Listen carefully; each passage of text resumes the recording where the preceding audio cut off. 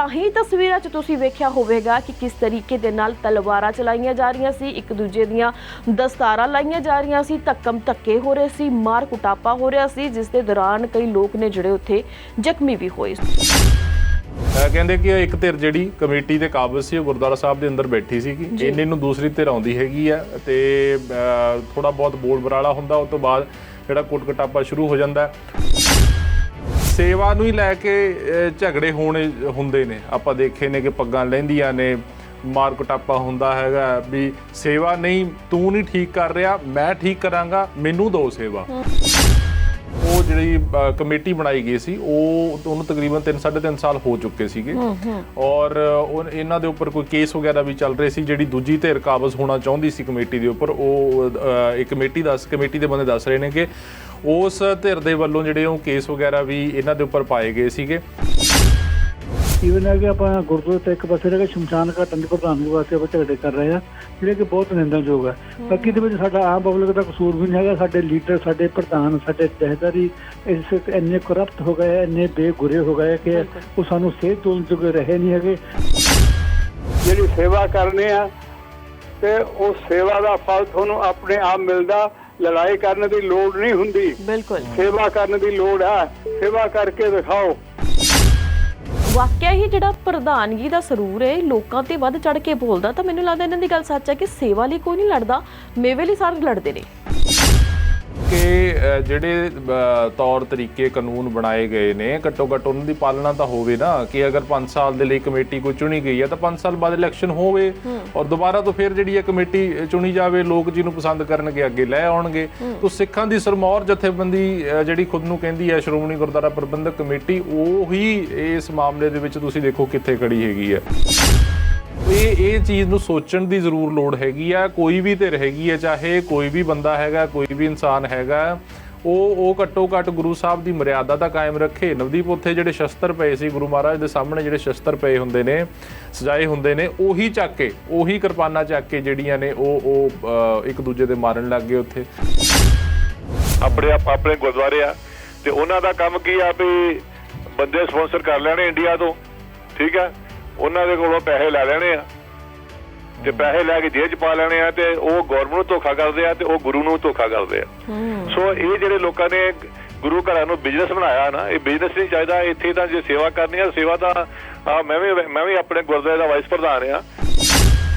ਉਹੀ ਜਿਹੜੀ ਸਾਨੂੰ ਸੈਲਰੀ ਮਿਲਦੀ ਹੈ, ਅਸੀਂ ਉਹਨਾਂ ਤੇ ਹੀ ਆਪਣਾ ਸਬਰ ਕਰਕੇ ਬਹਿ ਜਾਂਦੇ ਆ ਤੇ 60 ਸਾਲ ਤੋਂ ਬਾਅਦ ਵੀ ਸਾਨੂੰ ਕੋਈ ਪੁੱਛਦਾ ਨਹੀਂ ਕਿ ਤੁਹਾਨੂੰ ਪੈਨਸ਼ਨ ਦੀ ਜ਼ਰੂਰਤ ਹੈ, ਜਦਕਿ ਉਹ ਸਮਾਂ ਹੁੰਦਾ ਹੈ ਕਿ ਜਦੋਂ ਇਨਸਾਨ ਪੂਰੀ ਜ਼ਿੰਦਗੀ ਉਸ ਖਿੱਤੇ ਨੂੰ ਦੇ ਦਿੰਦਾ।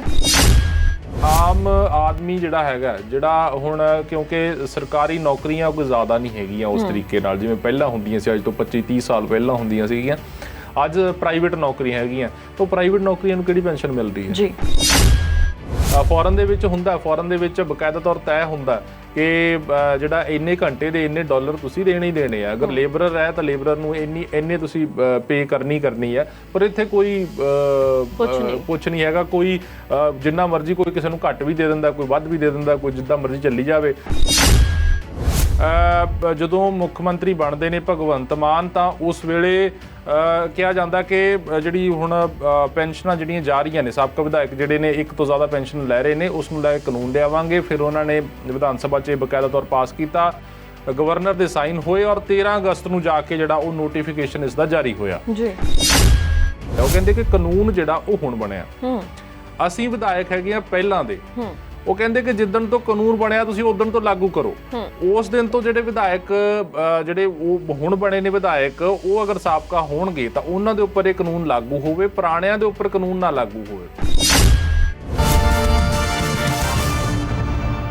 ਸਤਿ ਸ਼੍ਰੀ ਅਕਾਲ ਜੀ, ਮੈਂ ਨਵਦੀਪ ਧਾਲੀਵਾਲ। ਤੁਸੀਂ ਵੇਖ ਰਹੇ ਹੋ ਸਾਡਾ ਖਾਸ ਪ੍ਰੋਗਰਾਮ ਨਿਊਜ਼ ਬਿਹਾਈਂਡ ਨਿਊਜ਼। ਇਹ ਪ੍ਰੋਗਰਾਮ ਹੈ ਜਿਹੜਾ ਹੁੰਦਾ ਹਫ਼ਤੇ ਦੇ ਵਿੱਚ 2 ਦਿਨ ਲਾਈਵ ਅਸੀਂ ਲੈ ਕੇ ਆਉਂਦੇ ਹਾਂ ਵੱਖੋ-ਵੱਖ ਖਬਰਾਂ ਦੀਆਂ ਸਰਗਰਮੀਆਂ। ਤੁਸੀਂ ਵੀ ਜੁੜਦੇ ਹੋ ਇਸ ਪ੍ਰੋਗਰਾਮ ਦੇ ਵਿੱਚ ਸਾਡੇ ਨਾਲ, ਜਿਸ ਦੇ ਲਈ ਲਗਾਤਾਰ 2 ਨੰਬਰ ਸਕਰੀਨ ਤੇ ਫਲੈਸ਼ ਹੋ ਰਹੇ ਨੇ। ਇਹਨਾਂ ਨੰਬਰਾਂ ਤੇ ਤੁਸੀਂ ਸਾਨੂੰ ਕਾਲ ਕਰਨੀ ਹੈ ਤੇ ਸਿੱਧਾ ਰਾਬਤਾ ਬਣਾਉਣਾ ਜੀ। ਚੰਡੀਗੜ੍ਹ ਸਟੂਡੀਓ ਦੇ ਵਿੱਚ ਪਹਿਲਾ ਨੰਬਰ ਹੈਗਾ 888 923 2656। ਦੁਨੀਆ ਦੇ ਕਿਸੇ ਵੀ ਮੁਲਕ ਦੇ ਵਿੱਚ ਤੁਸੀਂ ਵਸਦੇ ਹੋ, ਡਾਇਰੈਕਟ ਇਸ ਨੰਬਰ ਤੇ ਆਪਣਾ ਰਾਬਤਾ ਕਾਇਮ ਕਰ ਸਕਦੇ ਹੋ। ਤੇ ਪੰਜਾਬ ਤੇ ਭਾਰਤ ਦੇ ਵਸਨੀਕਾਂ ਦੇ ਲਈ ਜਿਹੜਾ ਅਸੀਂ ਨੰਬਰ ਰੱਖਿਆ ਹੋਇਆ ਹੈ ਉਹ ਹੈਗਾ 88 725 88 835। ਤੁਹਾਡੇ ਪਿੰਡ, ਤੁਹਾਡੇ ਸ਼ਹਿਰ, ਤੁਹਾਡੇ ਗਲੀ ਮੁਹੱਲੇ ਦੀ ਕੋਈ ਵੱਡੀ ਖਬਰ ਹੁੰਦੀ ਹੈ, ਇਸ ਨੰਬਰ ਤੇ ਲਾਈਵ ਪ੍ਰੋਗਰਾਮ ਦੇ ਵਿੱਚ ਸਾਡੇ ਨਾਲ ਸਾਂਝੀ ਕਰ ਸਕਦੇ ਹੋ। ਤੁਹਾਡਾ ਕੋਈ ਸਵਾਲ ਹੁੰਦਾ, ਸੁਝਾਅ ਹੁੰਦਾ ਇਸ ਪ੍ਰੋਗਰਾਮ ਦੇ ਬਾਬਤ, ਉਹ ਵੀ ਤੁਸੀਂ ਕਾਲ ਕਰਕੇ ਸਾਡੇ ਨਾਲ ਸਾਂਝਾ ਕਰ ਸਕਦੇ ਹੋ। ਤੇ ਹੁਣ ਅਸੀਂ ਸਵਾਗਤ ਕਰਾਂਗੇ ਇਸ ਪ੍ਰੋਗਰਾਮ ਦਾ ਅਹਿਮ ਹਿੱਸਾ ਬਲਦੀਪ ਸਿੰਘ ਕੰਗ ਜੀ ਦਾ। ਸਤਿ ਸ਼੍ਰੀ ਅਕਾਲ ਬਲਦੀਪ ਜੀ, ਸਵਾਗਤ ਹੈ ਤੁਹਾਡਾ। ਸਤਿ ਸ਼੍ਰੀ ਅਕਾਲ ਨਵਦੀਪ ਜੀ, ਬਹੁਤ-ਬਹੁਤ ਸਵਾਗਤ ਹੈ ਸਾਰੇ ਦਰਸ਼ਕਾਂ ਦਾ, ਔਰ ਜਿਹੜੇ ਸਾਡੇ ਨਾਲ ਜੁੜੇ ਹੋਏ ਨੇ ਦੇਸ਼ ਵਿਦੇਸ਼ ਤੋਂ ਲਾਈਵ ਜੁੜੇ ਹੋਏ ਨੇ ਫੇਸਬੁੱਕ ਤੇ ਰਾਹੀਂ। ਜੀ ਬਿਲਕੁਲ। ਸੋ ਦਰਸ਼ਕਾਂ ਨੂੰ ਇੱਕ ਵਾਰ ਫਿਰ ਤੋਂ ਦੱਸਦੇ ਕਿ ਲਗਾਤਾਰ ਤੁਸੀਂ ਸਾਨੂੰ ਟੈਲੀਵਿਜ਼ਨ ਤੇ ਫੇਸਬੁੱਕ ਦੇ ਜ਼ਰੀਏ ਲਾਈਵ ਦੇਖ ਰਹੇ ਹੋ। ਫੇਸਬੁੱਕ ਤੇ ਵੀ ਤੁਸੀਂ ਕਮੈਂਟਸ ਦੇ ਜ਼ਰੀਏ ਆਪਣੇ ਸਵਾਲ ਤੇ ਸੁਝਾਅ ਜਿਹੜੇ ਉਹ ਰੱਖ ਸਕਦੇ ਹੋ। ਅੱਜ ਦੀਆਂ ਖਬਰਾਂ ਹਰ ਵਾਰ ਦੀ ਤਰ੍ਹਾਂ ਅਹਿਮ ਰਹਿਣ ਵਾਲੀਆਂ ਨੇ। ਉਸ ਤੋਂ ਪਹਿਲਾਂ ਇੱਕ ਬੇਨਤੀ ਜੋ ਮੈਂ ਅਕਸਰ ਕਰਦੀ ਹਾਂ, ਜਦੋਂ ਵੀ ਤੁਸੀਂ ਸਾਡੇ ਨਾਲ ਗੱਲ ਕਰਨੀ ਹੈ, ਤੁਹਾਡਾ ਫੋਨ ਲੱਗ ਜਾਂਦਾ, ਕਿਰਪਾ ਕਰਕੇ ਆਪਣੇ ਟੈਲੀਵਿਜ਼ਨ ਦੀ ਆਵਾਜ਼ ਨੂੰ ਘਟਾ ਦਿਆ ਕਰੋ, ਕਿਉਂਕਿ ਅਸੀਂ ਪ੍ਰੋਗਰਾਮ ਲਾਈਵ ਕਰ ਰਹੇ ਹੁੰਦੇ ਹਾਂ, ਟੈਲੀਵਿਜ਼ਨ ਤੇ ਥੋੜਾ ਡਿਲੇ ਸੁਣਦਾ, ਤਾਂ ਤੁਹਾਡੀ ਟੈਲੀਵਿਜ਼ਨ ਦੀ ਆਵਾਜ਼ ਉੱਚੀ ਹੁੰਦੀ ਹੈ ਤੇ ਤੁਸੀਂ ਫੋਨ ਤੇ ਵੀ ਗੱਲ ਕਰ ਰਹੇ ਹੁੰਦੇ ਹੋ। ਸੋ ਉੱਧਰਲੀ ਆਵਾਜ਼ ਤੇ ਉੱਧਰਲੀ ਆਵਾਜ਼ ਆਪਸ ਦੇ ਵਿੱਚ ਮਿਕਸ ਹੋ ਜਾਂਦੀਆਂ ਨੇ, ਸੋ ਆਪਣਾ ਰਾਬਤਾ ਜਿਹੜਾ ਉਹ ਪ੍ਰੋਪਰ ਨਹੀਂ ਹੋ ਪਾਉਂਦਾ। ਸੋ ਬਸ ਇੰਨੀ ਕੁ ਬੇਨਤੀ ਹੈ ਜਿਹਨੂੰ ਪ੍ਰਵਾਨ ਕੀਤਾ ਜਾਵੇ। ਤੇ ਹੁਣ ਆਪਾਂ ਖਬਰਾਂ ਦੇ ਵੱਲ ਤੁਰਦੇ ਹਾਂ ਕਿ ਖਬਰਾਂ ਅੱਜ ਦੀਆਂ ਬਹੁਤ ਅਹਿਮ ਨੇ। ਜੇ ਗੱਲ ਕੀਤੀ ਜਾਵੇ ਉਸ ਵਾਇਰਲ ਹੋਈ ਵੀਡੀਓ ਦੀ, ਜੇ ਗੁਰੂ ਘਰ ਦੇ ਵਿੱਚੋਂ ਵਾਇਰਲ ਹੋਈ ਸੰਗਰਾਂਦ ਦੇ ਦਿਹਾੜੇ ਤੇ ਕਿਸ ਤਰੀਕੇ ਦੇ ਨਾਲ ਲੜਾਈ ਝਗੜਾ ਹੋਇਆ, ਕਿਸ ਤਰੀਕੇ ਦੇ ਨਾਲ ਦਸਤਾਰਾਂ ਉਤਾਰੀਆਂ ਗਈਆਂ, ਉਹ ਕਾਰਾ ਜੋ ਹੀ ਬੇਹੱਦ ਸ਼ਰਮਨਾਕ ਸੀ। ਤੇ ਜਦੋਂ ਪਤਾ ਲੱਗਿਆ ਕਿ ਆਖਿਰਕਾਰ ਇਸ ਦਾ ਕਾਰਨ ਕੀ ਸੀ, ਤਾਂ ਉਸ ਦੇ ਨਾਲ ਹੋਰ ਵੀ ਸਿਰ ਝੁਕ ਜਾਂਦਾ ਕਿ ਪ੍ਰਧਾਨਗੀ ਨੂੰ ਲੈ ਕੇ ਦੋ ਧਿਰਾਂ ਆਪਸ ਦੇ ਵਿੱਚ ਲੜ ਪਈਆਂ, ਜਿਸ ਨੂੰ ਲੈ ਕੇ ਬਹੁਤ ਸਾਰੇ ਸਵਾਲ ਖੜੇ ਹੁੰਦੇ ਨੇ ਕਿ ਆਖਿਰਕਾਰ ਸਾਡੇ ਸਿੱਖ ਕੌਮ ਕਿੱਧਰ ਨੂੰ ਜਾ ਰਹੀ ਹੈ। ਜੇਕਰ ਸਾਡੇ ਵੱਡ ਵਡੇਰੇ ਹੈ ਨਾ, ਉਹ ਲੋਕ ਤਸਵੀਰਾਂ ਦੇ ਵਿੱਚ ਤੁਸੀਂ ਵੇਖਿਆ ਕਿ ਜੇ ਸਾਡੇ ਵੱਡੇ ਇਦਾਂ ਦੇ ਕਰਨਗੇ ਤਾਂ ਪਿਛਲਿਆਂ ਨੂੰ, ਛੋਟਿਆਂ ਨੂੰ ਆਖਿਰਕਾਰ ਉਹ ਕਿੱਦਾਂ ਦੀ ਸੇਧ ਦੇਣਗੇ, ਸਾਡੇ ਵਰਗੇ ਉਹਨਾਂ ਤੋਂ ਕੀ ਸਿੱਖਣਗੇ।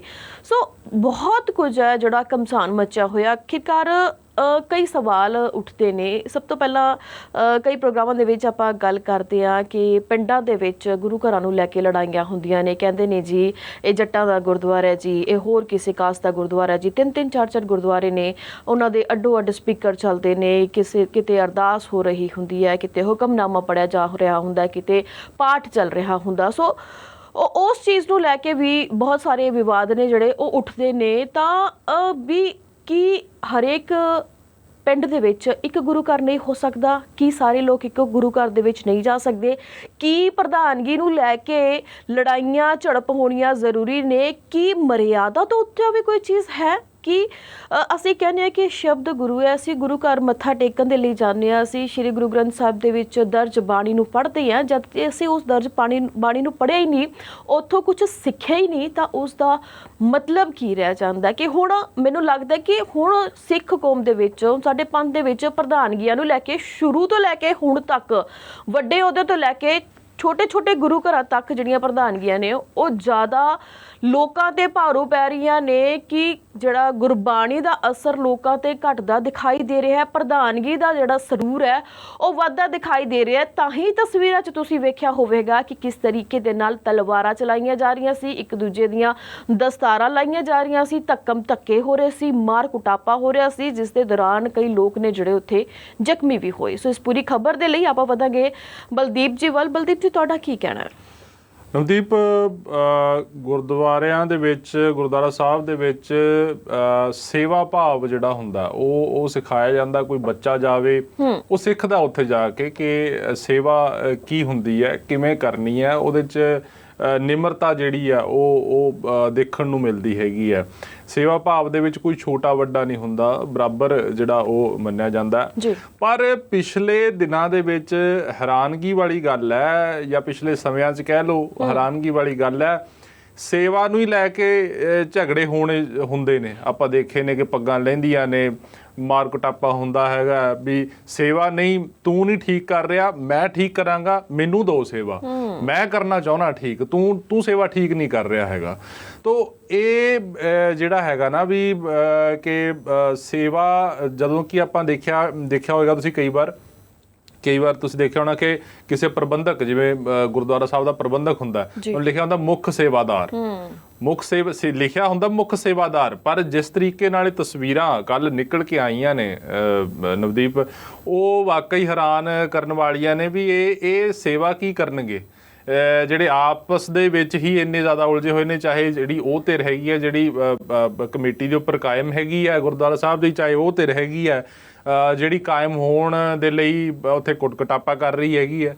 ਤਾਂ ਉਹ ਦੋਨੋਂ ਧਿਰਾਂ ਜਿਹੜੀਆਂ ਨੇ ਆਪਸ ਦੇ ਵਿੱਚ, ਔਰ ਜੇ ਪੂਰੇ ਮਾਮਲੇ ਨੂੰ ਜੇ ਆਪਾਂ ਸਮਝੀਏ, ਹੁਣ ਇਹਦੀ ਡਿਟੇਲ ਆਪਾਂ ਡਿਸਕਸ ਕਰਦੇ ਹਾਂ ਕਿ ਕਹਿੰਦੇ ਕਿ ਇੱਕ ਧਿਰ ਜਿਹੜੀ ਕਮੇਟੀ ਦੇ ਕਾਬਜ਼ ਸੀ ਉਹ ਗੁਰਦੁਆਰਾ ਸਾਹਿਬ ਦੇ ਅੰਦਰ ਬੈਠੀ ਸੀਗੀ, ਇੰਨੇ ਨੂੰ ਦੂਸਰੀ ਧਿਰ ਆਉਂਦੀ ਹੈਗੀ ਆ ਤੇ ਥੋੜਾ ਬਹੁਤ ਬੋਲ ਬਰਾਲਾ ਹੁੰਦਾ। ਉਸ ਤੋਂ ਬਾਅਦ ਜਿਹੜਾ ਕੁੱਟ-ਕਟਾਪਾ ਸ਼ੁਰੂ ਹੋ ਜਾਂਦਾ। ਉਹ ਮੈਨੂੰ ਲੱਗਦਾ 12-13 ਸੈਕਿੰਡ ਦੀ ਵੀਡੀਓ ਹੈਗੀ ਆ ਜਿਹੜੀ ਆਪਣੇ ਸਾਹਮਣੇ ਆਈ ਹੈਗੀ ਆ। ਉਸ ਦੇ ਵਿੱਚ ਕੁੱਟ-ਕਟਾਪਾ ਹੁੰਦਾ, ਇੱਥੋਂ ਤੱਕ ਕਿ ਗੁਰੂ ਮਹਾਰਾਜ ਸਾਹਿਬ ਦੀ ਹਜ਼ੂਰੀ ਦੇ ਵਿੱਚ ਭੱਦੀ ਸ਼ਬਦਾਵਲੀ ਜਿਹੜੀ ਆ ਉਹ ਵਰਤੀ ਜਾਂਦੀ ਹੈ, ਗਾਲਾਂ ਕੱਢੀਆਂ ਜਾਂਦੀਆਂ ਨੇ। ਉੱਥੇ ਬੱਚੇ ਵੀ ਮੌਜੂਦ ਨੇ, ਉੱਥੇ ਮਹਿਲਾਵਾਂ ਵੀ ਮੌਜੂਦ ਨੇ। ਫਿਰ ਉੱਥੇ ਕਿਰਪਾਨਾਂ ਵੀ ਜਿਹੜੀਆਂ ਨੇ ਉਹ ਚੱਲਦੀਆਂ ਹੈਗੀਆਂ ਨੇ। ਬਹੁਤ ਹੀ ਜ਼ਿਆਦਾ ਸ਼ਰਮਨਾਕ ਜਿਹੜਾ ਆਪਾਂ ਇਸ ਪੂਰੇ ਕਾਰੇ ਨੂੰ ਕਹਿੰਦੇ ਹੈਗੇ ਆ। ਪਰ ਇਹ ਸਮਝਣ ਦੀ ਲੋੜ ਹੈ ਹੁਣ ਕਿ ਇਸ ਦੇ ਉੱਪਰ SGPC ਨੇ ਵੀ ਸਖਤ ਪ੍ਰਤੀਕਿਰਿਆ ਜ਼ਾਹਰ ਕੀਤੀ ਹੈ, ਔਰ ਜਥੇਦਾਰ ਸਾਹਿਬ ਨੇ ਜਿਹੜਾ ਇਸ ਨੂੰ ਲੈ ਕੇ ਸਖਤ ਰੁਖ ਅਖਤਿਆਰ ਕੀਤਾ ਹੈਗਾ। ਦੇਖਦੇ ਹਾਂ ਕਿ SGPC ਇਸ ਦੇ ਉੱਪਰ ਕੀ ਕਰਦੀ ਹੈਗੀ ਆ। ਪਰ ਇੱਕ ਚੀਜ਼ ਜ਼ਾਹਿਰ ਜੀ ਗੱਲ ਜ਼ਰੂਰ ਹੈ ਨਵਦੀਪ, ਕਿ ਦੇਖੋ ਆਪਾਂ ਜਿਵੇਂ ਮੈਂ ਪਹਿਲਾਂ ਗੱਲ ਕੀਤੀ ਕਿ ਸੇਵਾ ਨੂੰ ਲੈ ਕੇ ਹੀ ਆਪਸ 'ਚ ਦੋ ਧਿਰਾਂ ਝਗੜ ਰਹੀਆਂ ਨੇ ਕਿ ਨਹੀਂ ਤੂੰ ਸੇਵਾ ਠੀਕ ਨਹੀਂ ਕਰ ਰਿਹਾ, ਮੈਂ ਸੇਵਾ ਠੀਕ ਕਰਾਂਗਾ, ਜਾਂ ਮੇਰੀ ਸੇਵਾ ਠੀਕ ਹੋਏਗੀ। ਤਾਂ ਉਹ ਸੇਵਾ ਜਿਹੜਾ ਆਪਣੇ ਆਪ ਦੇ ਵਿੱਚ ਭਾਵ ਹੈਗਾ ਉਹ ਤਾਂ ਨਿਮਰਤਾ ਵਾਲਾ ਭਾਵ ਹੈਗਾ ਨਵਦੀਪ। ਉਹ ਕਦੇ ਵੀ ਇਸ ਤਰੀਕੇ ਨਾਲ ਨਹੀਂ ਹੈਗਾ ਕਿ ਉਹਦੇ ਵਿੱਚ ਮਤਲਬ ਇੱਕ ਪ੍ਰਤੀਸਪਰਧਾ ਜਿਹਨੂੰ ਆਪਾਂ ਕਹਿੰਦੇ ਕੰਪੀਟੀਸ਼ਨ ਜਿਹੜਾ ਉਹ ਬਣਿਆ ਰਹਿੰਦਾ। ਸੇਵਾ ਤਾਂ ਨਿਮਰਤਾ ਨਾਲ ਹੁੰਦੀ ਹੈਗੀ ਹੈ।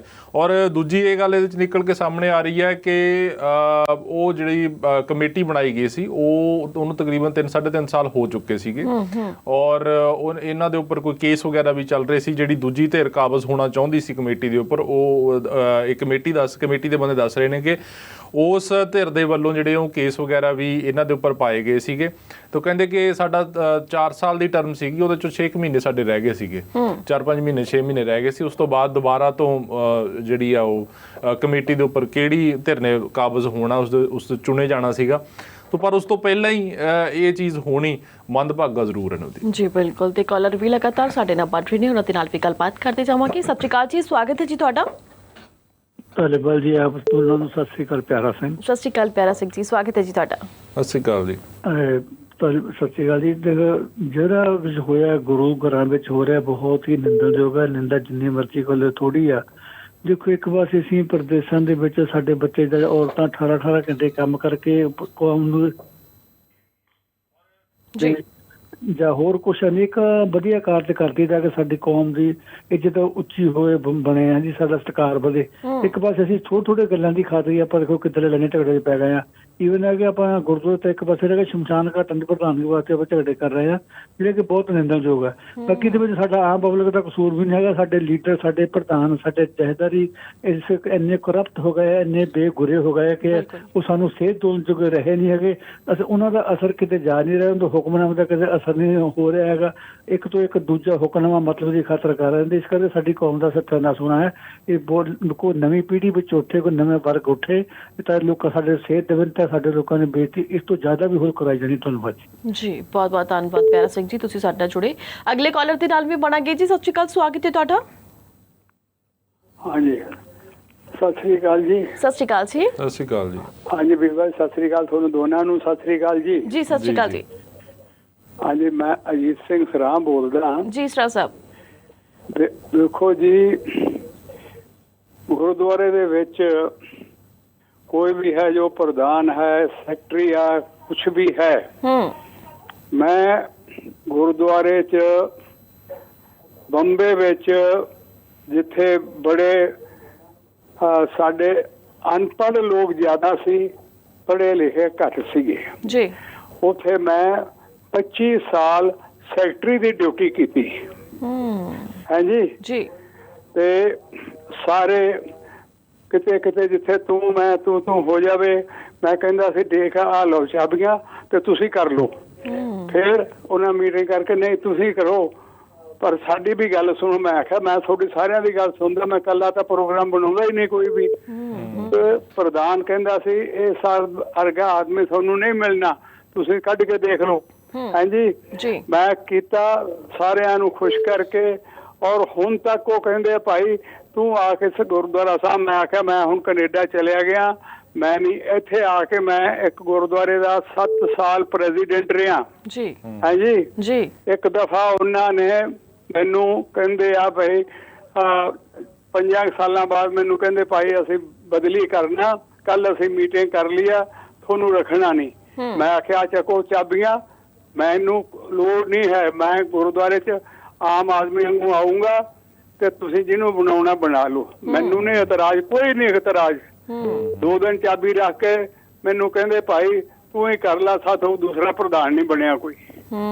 ਦੇਖੋ ਇਹ ਹੈ ਨਰਮੀ ਜੀ ਹੈ, ਜਿਹੜੀ ਸੇਵਾ ਕਰਨੀ ਆ ਤੇ ਉਹ ਸੇਵਾ ਦਾ ਫਲ ਤੁਹਾਨੂੰ ਆਪਣੇ ਆਪ ਮਿਲਦਾ। ਲੜਾਈ ਕਰਨ ਦੀ ਲੋੜ ਨਹੀਂ ਹੁੰਦੀ, ਬਿਲਕੁਲ ਸੇਵਾ ਕਰਨ ਦੀ ਲੋੜ ਹੈ।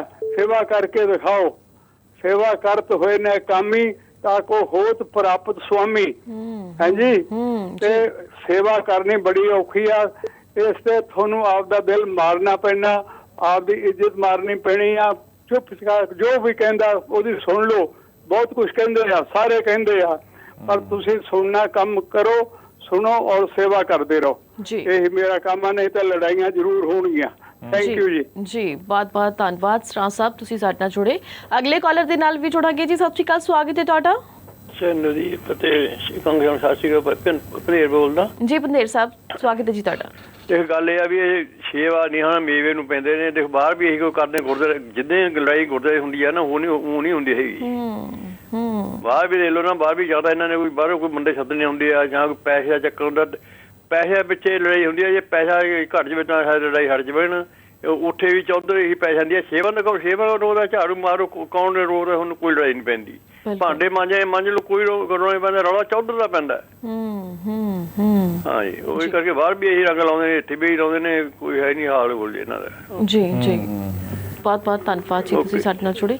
ਤਾਂ ਬਲਦੀਪ ਜੀ, ਗੱਲਾਂ ਉੱਥੇ ਹੀ ਆ ਜਾਂਦੀ ਹੈ ਵੀ ਸਿਰਫ ਪੰਜਾਬ ਦੀ ਹੀ ਗੱਲ ਨਾ ਕਰੀਏ, ਹੈ ਨਾ। 7 ਸਮੁੰਦਰ ਪਾਰ ਸਾਡੇ ਪੰਜਾਬੀ ਜਿਹੜੇ ਵਸਦੇ ਨੇ, ਸਖਤ ਮਿਹਨਤਾਂ ਕੀਤੀਆਂ, ਗੁਰੂ ਘਰਾਂ ਦੀਆਂ ਉਸਾਰੀਆਂ ਕਰਵਾਈਆਂ, ਪਹਿਲਾਂ ਉਹਨਾਂ ਤੁੱਥਲੀ ਜ਼ਮੀਨਾਂ ਖਰੀਦੀਆਂ, ਉਸਾਰੀਆਂ ਕਰਵਾਈਆਂ, ਹੈ ਨਾ। ਉੱਥੇ ਵੀ ਸਾਰੇ ਗੁਰੂ ਘਰਾਂ ਦੀ ਵੀ ਆਪਾਂ ਗੱਲ ਨਹੀਂ ਕਰਦੇ। ਜਿਵੇਂ ਭੰਦੇਰ ਸਾਹਿਬ ਨੇ ਦੱਸਿਆ ਕਿ ਬਹੁਤ ਸਾਰੇ ਗੁਰੂ ਘਰ ਇੱਥੇ ਨੇ ਜਿੱਥੇ ਪ੍ਰਧਾਨਗੀਆਂ ਪਿੱਛੇ ਲੜਾਈਆਂ ਹੁੰਦੀਆਂ ਨੇ, ਤੇ ਬਹੁਤ ਸਾਰੇ ਗੁਰੂ ਘਰ ਇੱਥੇ ਨੇ ਜਿੱਥੇ ਪੁਰਾਣੀ ਹੀ ਜਿਹੜੀ ਕਮੇਟੀ ਬਣੀ ਹੁੰਦੀ ਹੈ, ਉਹਨਾਂ ਨੂੰ ਹੀ ਅੱਗੇ ਦਾ ਟਾਈਮ ਦੇ ਦਿੱਤਾ ਜਾਂਦਾ ਵੀ ਅੱਗੇ ਵੀ ਤੁਸੀਂ ਜਿਹੜੀ ਸਾਂਭ ਸੰਭਾਲ ਹੈ ਉਸੇ ਤਰੀਕੇ ਨਾਲ ਤੁਸੀਂ ਹੀ ਕਰੋਗੇ। ਤਾਂ ਇਹ ਵਾਕਿਆ ਹੀ ਜਿਹੜਾ ਪ੍ਰਧਾਨਗੀ ਦਾ ਸਰੂਰ ਹੈ ਲੋਕਾਂ ਤੇ ਵੱਧ ਚੜ ਕੇ ਬੋਲਦਾ। ਤਾਂ ਮੈਨੂੰ ਲੱਗਦਾ ਇਹਨਾਂ ਦੀ ਗੱਲ ਸੱਚ ਹੈ ਕਿ ਸੇਵਾ ਲਈ ਕੋਈ ਨਹੀਂ ਲੜਦਾ, ਮੇਵੇ ਲਈ ਸਾਰੇ ਲੜਦੇ ਨੇ।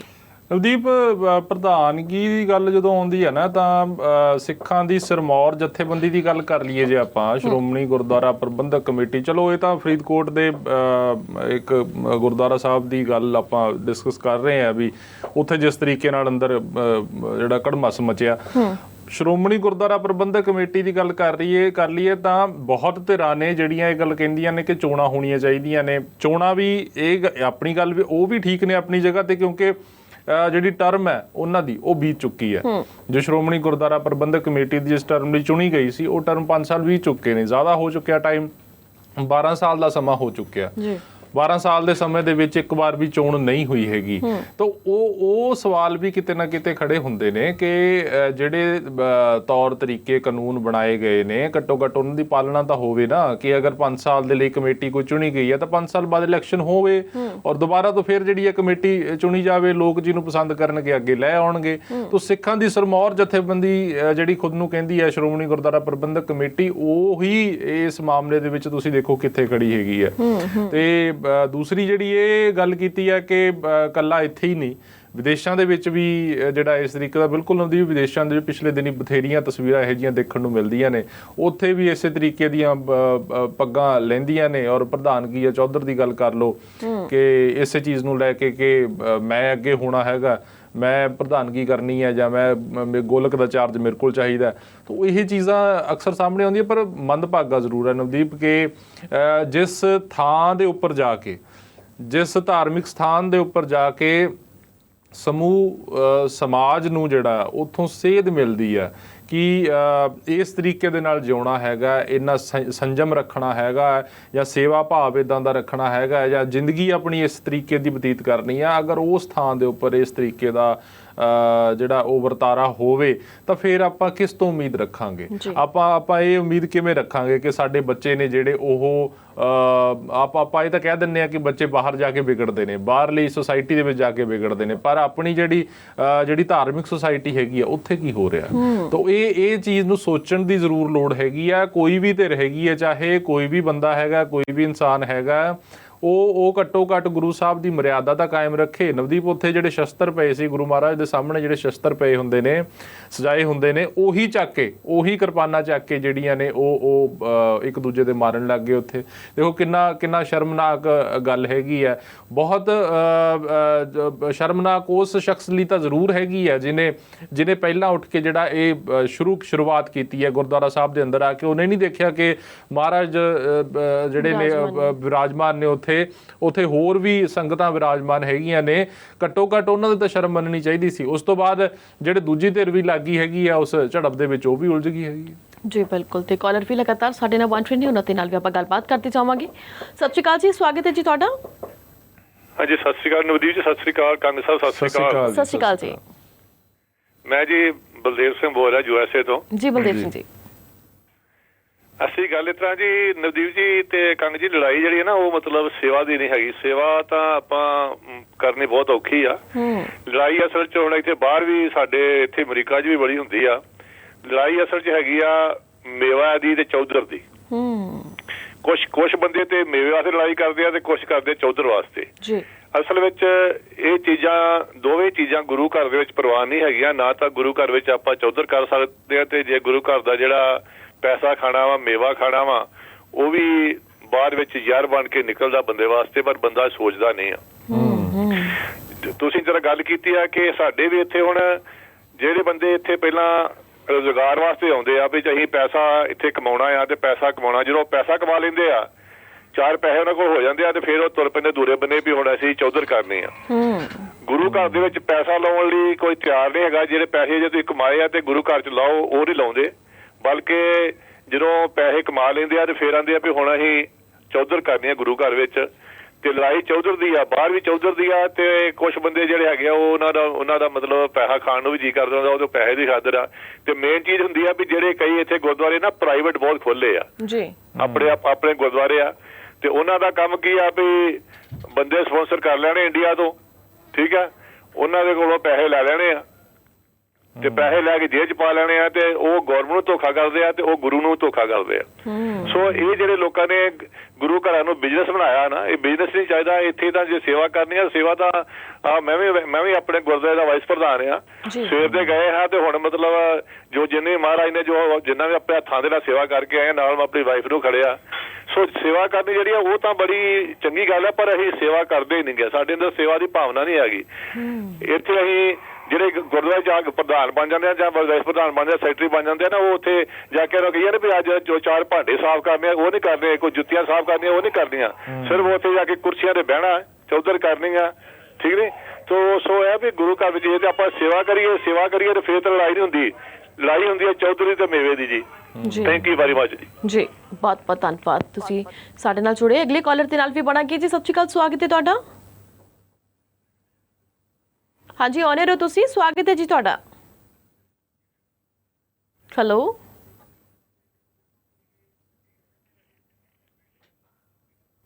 ਮਾਫੀ ਚਾਹਾਂਗੇ, ਜਿਹੜੀ ਕਾਲ ਹੈ ਸਾਨੂੰ ਡ੍ਰੌਪ ਕਰਨੀ ਪੈ ਰਹੀ ਹੈ, ਤੇ ਤੁਸੀਂ ਦੁਬਾਰਾ ਤੋਂ ਵੀ ਸਾਡੇ ਨਾਲ ਜੁੜ ਸਕਦੇ ਹੋ ਤੇ ਕਾਲ ਕਰ ਸਕਦੇ ਹੋ।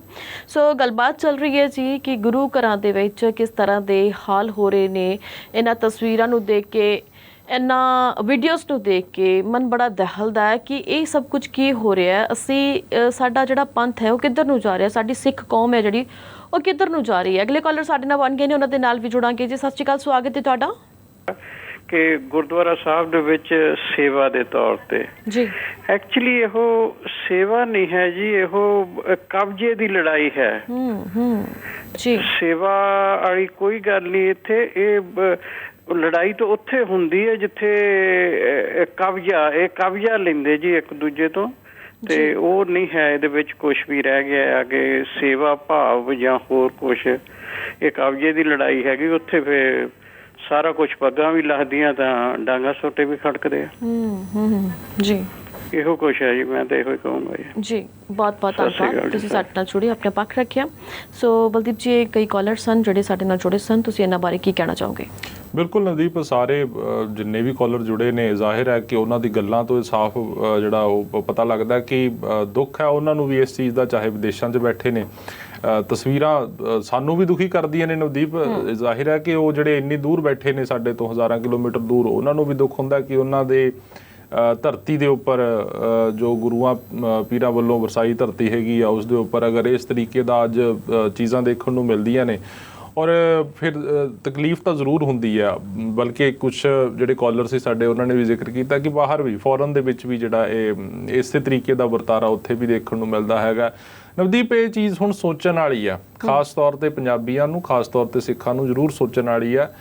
ਪਿਛਲੇ ਦਿਨੀ ਕੈਨੇਡਾ ਦੇ ਵਿੱਚ ਵੀ 40 ਵਿਦਿਆਰਥੀਆਂ ਦੇ ਵੱਲੋਂ ਇੱਕ ਪੁਲਿਸ ਅਫਸਰ ਨੂੰ ਜਿਹੜਾ ਉਹ ਘੇਰਿਆ ਗਿਆ, ਜਾਂ ਹੋਰ ਵੀ ਇਹੋ ਜਿਹੀਆਂ ਕਈ ਵਾਰਦਾਤਾਂ ਗੱਲਾਂ ਹੁੰਦੀਆਂ ਨੇ ਫੋਰਨ ਦੇ ਵਿੱਚ ਵੀ। ਤੋ ਇਹ ਚੀਜ਼ ਸੋਚਣ ਵਾਲੀ ਹੈ ਕਿ ਜਦੋਂ ਇਸ ਤਰੀਕੇ ਦੀਆਂ ਖਬਰਾਂ ਸਾਹਮਣੇ ਆਉਂਦੀਆਂ ਨੇ ਤਾਂ ਸਾਡਾ ਇੰਪ੍ਰੈਸ਼ਨ ਕੀ ਜਾਂਦਾ ਹੈ, ਆਮ ਸਮਾਜ ਦੇ ਵਿੱਚ, ਲੋਕਾਂ ਦੇ ਵਿੱਚ ਸਾਡਾ ਇੰਪ੍ਰੈਸ਼ਨ ਕੀ ਜਾਂਦਾ ਹੈਗਾ। ਇਸ ਚੀਜ਼ ਨੂੰ ਜ਼ਰੂਰ ਧਿਆਨ 'ਚ ਰੱਖਣਾ ਚਾਹੀਦਾ ਜੀ। ਬਿਲਕੁਲ। ਤੇ ਵੇਲੇ ਇੱਕ ਛੋਟੀ ਜਿਹੀ ਬ੍ਰੇਕ ਤਾਂ ਹੋ ਚੱਲਿਆ, ਦਰਸ਼ਕਾਂ ਨੇ ਜਾਣਾ ਕਿਤੇ ਨਹੀਂ ਜੀ, ਮਿਲਦਾ ਇੱਕ ਛੋਟੇ ਜਿਹੇ ਵਕਫੇ ਤੋਂ ਬਾਅਦ।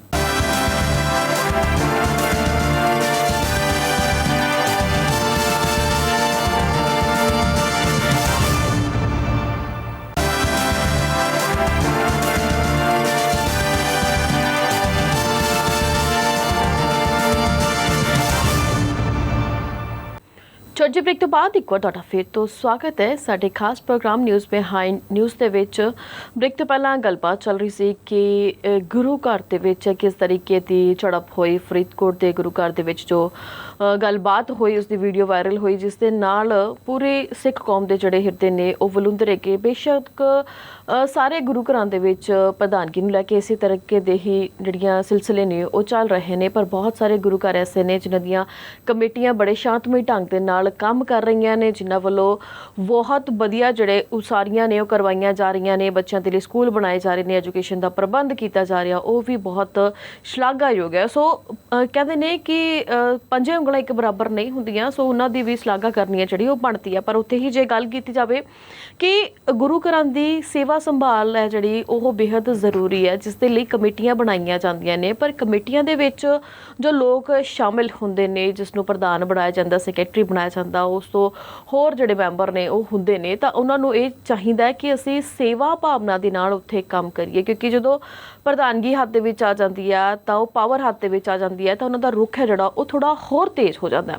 ਸੋ ਇਹਨਾਂ ਚੀਜ਼ਾਂ ਨੂੰ ਧਿਆਨ ਦੇ ਵਿੱਚ ਰੱਖਿਆ ਜਾਵੇ, ਕਿਉਂਕਿ ਜਦੋਂ ਆਪਾਂ ਕਹਿੰਦੇ ਹਾਂ ਕਿ ਫਲਾਣਾ ਬੰਦਾ ਗੁਰੂ ਘਰ ਦਾ ਜਿਹੜੀ ਹੈਗੀ ਦੀ ਕਮੇਟੀ ਹੈ, ਉਸ ਦਾ ਪ੍ਰਧਾਨ ਹੈ ਜਾਂ ਸੈਕਟਰੀ ਹੈ ਜਾਂ ਉਸ ਦਾ ਮੈਂਬਰ ਹੈ, ਤਾਂ ਉਹਨਾਂ ਦਾ ਦਰਜਾ ਵਾਕਿਆ ਹੀ ਸਾਡੀ ਨਜ਼ਰ ਦੇ ਵਿੱਚ ਇੱਕ ਥੋੜ੍ਹਾ ਹੋਰ ਬਣ ਜਾਂਦਾ। ਸਾਨੂੰ ਲੱਗਦਾ ਵੀ ਨਹੀਂ ਇਹ ਬੰਦੇ ਤੋਂ ਬਹੁਤ ਕੁਝ ਸਿੱਖਣ ਨੂੰ ਮਿਲੇਗਾ, ਕਿਉਂਕਿ ਬਹੁਤ ਸਾਰੇ ਲੋਕਾਂ ਨੇ ਇਹਨਾਂ ਨੂੰ ਵੋਟਿੰਗ ਕੀਤੀ ਹੈ, ਬਹੁਤ ਸਾਰੇ ਲੋਕਾਂ ਨੇ ਇਹਨਾਂ ਨੂੰ ਸੋਚ ਸਮਝ ਕੇ ਬਣਾਇਆ ਹੁੰਦਾ। ਬਟ ਜਦੋਂ ਇੱਦਾਂ ਦੀਆਂ ਗੱਲਾਂ ਸਾਹਮਣੇ ਆਉਂਦੀਆਂ ਨੇ ਤਾਂ ਉਦੋਂ ਬਹੁਤ ਸਾਰੇ ਲੋਕ ਨੇ ਜਿਹੜੀ ਉਹਨਾਂ ਦੀ ਸੋਚ ਹੈ ਜਿਹੜੀ ਉਹ ਬਦਲ ਜਾਂਦੀ ਹੈ। ਤਾਂ ਲੱਗਦਾ ਕਿ ਬਸ ਇਹਨਾਂ ਦੇ, ਜਿਵੇਂ ਕਿ ਸਾਡੇ ਕਈ ਕਾਲਰਸ ਨੇ ਵੀ ਕਿਹਾ ਕਿ ਸੇਵਾ ਵਾਲੀ ਵਿਰਤੀ ਇਹਨਾਂ ਦੀ ਨਹੀਂ ਹੁੰਦੀ, ਮੇਵੇ ਵਾਲੀ ਹੁੰਦੀ ਹੈ ਕਿ ਆਪਣੀ ਪ੍ਰਧਾਨਗੀ ਨੂੰ ਲੈ ਕੇ ਤੇ ਆਪਣੇ ਰੋਬ ਨੂੰ ਲੈ ਕੇ ਨੇ ਜਿਹੜੇ ਇਹ ਚੱਲਦੇ ਨੇ, ਜਿਸ ਦੇ ਕਾਰਨ ਗੁਰੂ ਘਰਾਂ ਦੇ ਵਿੱਚ ਇਹ ਸਭ ਕੁਝ ਹੁੰਦਾ ਹੈ। ਬਟ ਇਹ ਸਭ ਕੁਝ ਹੈ ਜਿਹੜਾ ਉਹ ਨਹੀਂ ਹੋਣਾ ਚਾਹੀਦਾ, ਕਿਉਂਕਿ ਜੇ ਇਹੀ ਕੁਝ ਚੱਲਦਾ ਰਿਹਾ ਤਾਂ ਅਸੀਂ ਆਪਣੀ ਨੌਜਵਾਨ ਪੀੜ੍ਹੀ ਨੂੰ ਤੇ ਆਪਣੇ ਬੱਚਿਆਂ ਨੂੰ ਕਿਸ ਤਰੀਕੇ ਦੇ ਨਾਲ ਗੁਰੂ ਘਰਾਂ ਦੇ ਨਾਲ ਜੋੜਾਂਗੇ, ਕਿਵੇਂ ਅਸੀਂ ਉਹਨਾਂ ਨੂੰ ਗੁਰਬਾਣੀ ਦੇ ਲੜ ਲਾਵਾਂਗੇ, ਕਿਉਂਕਿ ਉਹ ਕਹਿਣਗੇ ਕਿ ਗੁਰੂ ਘਰਾਂ ਦੀ ਜਿਹੜੇ ਕਮੇਟੀਆਂ ਨੇ ਜਦ ਉਹਨਾਂ ਦੀ ਹੀ ਉੱਥੇ ਆਪਸ ਵਿੱਚ ਨਹੀਂ ਬਣਦੀ, ਕਿਉਂਕਿ ਉਹਨਾਂ ਨੇ ਹੀ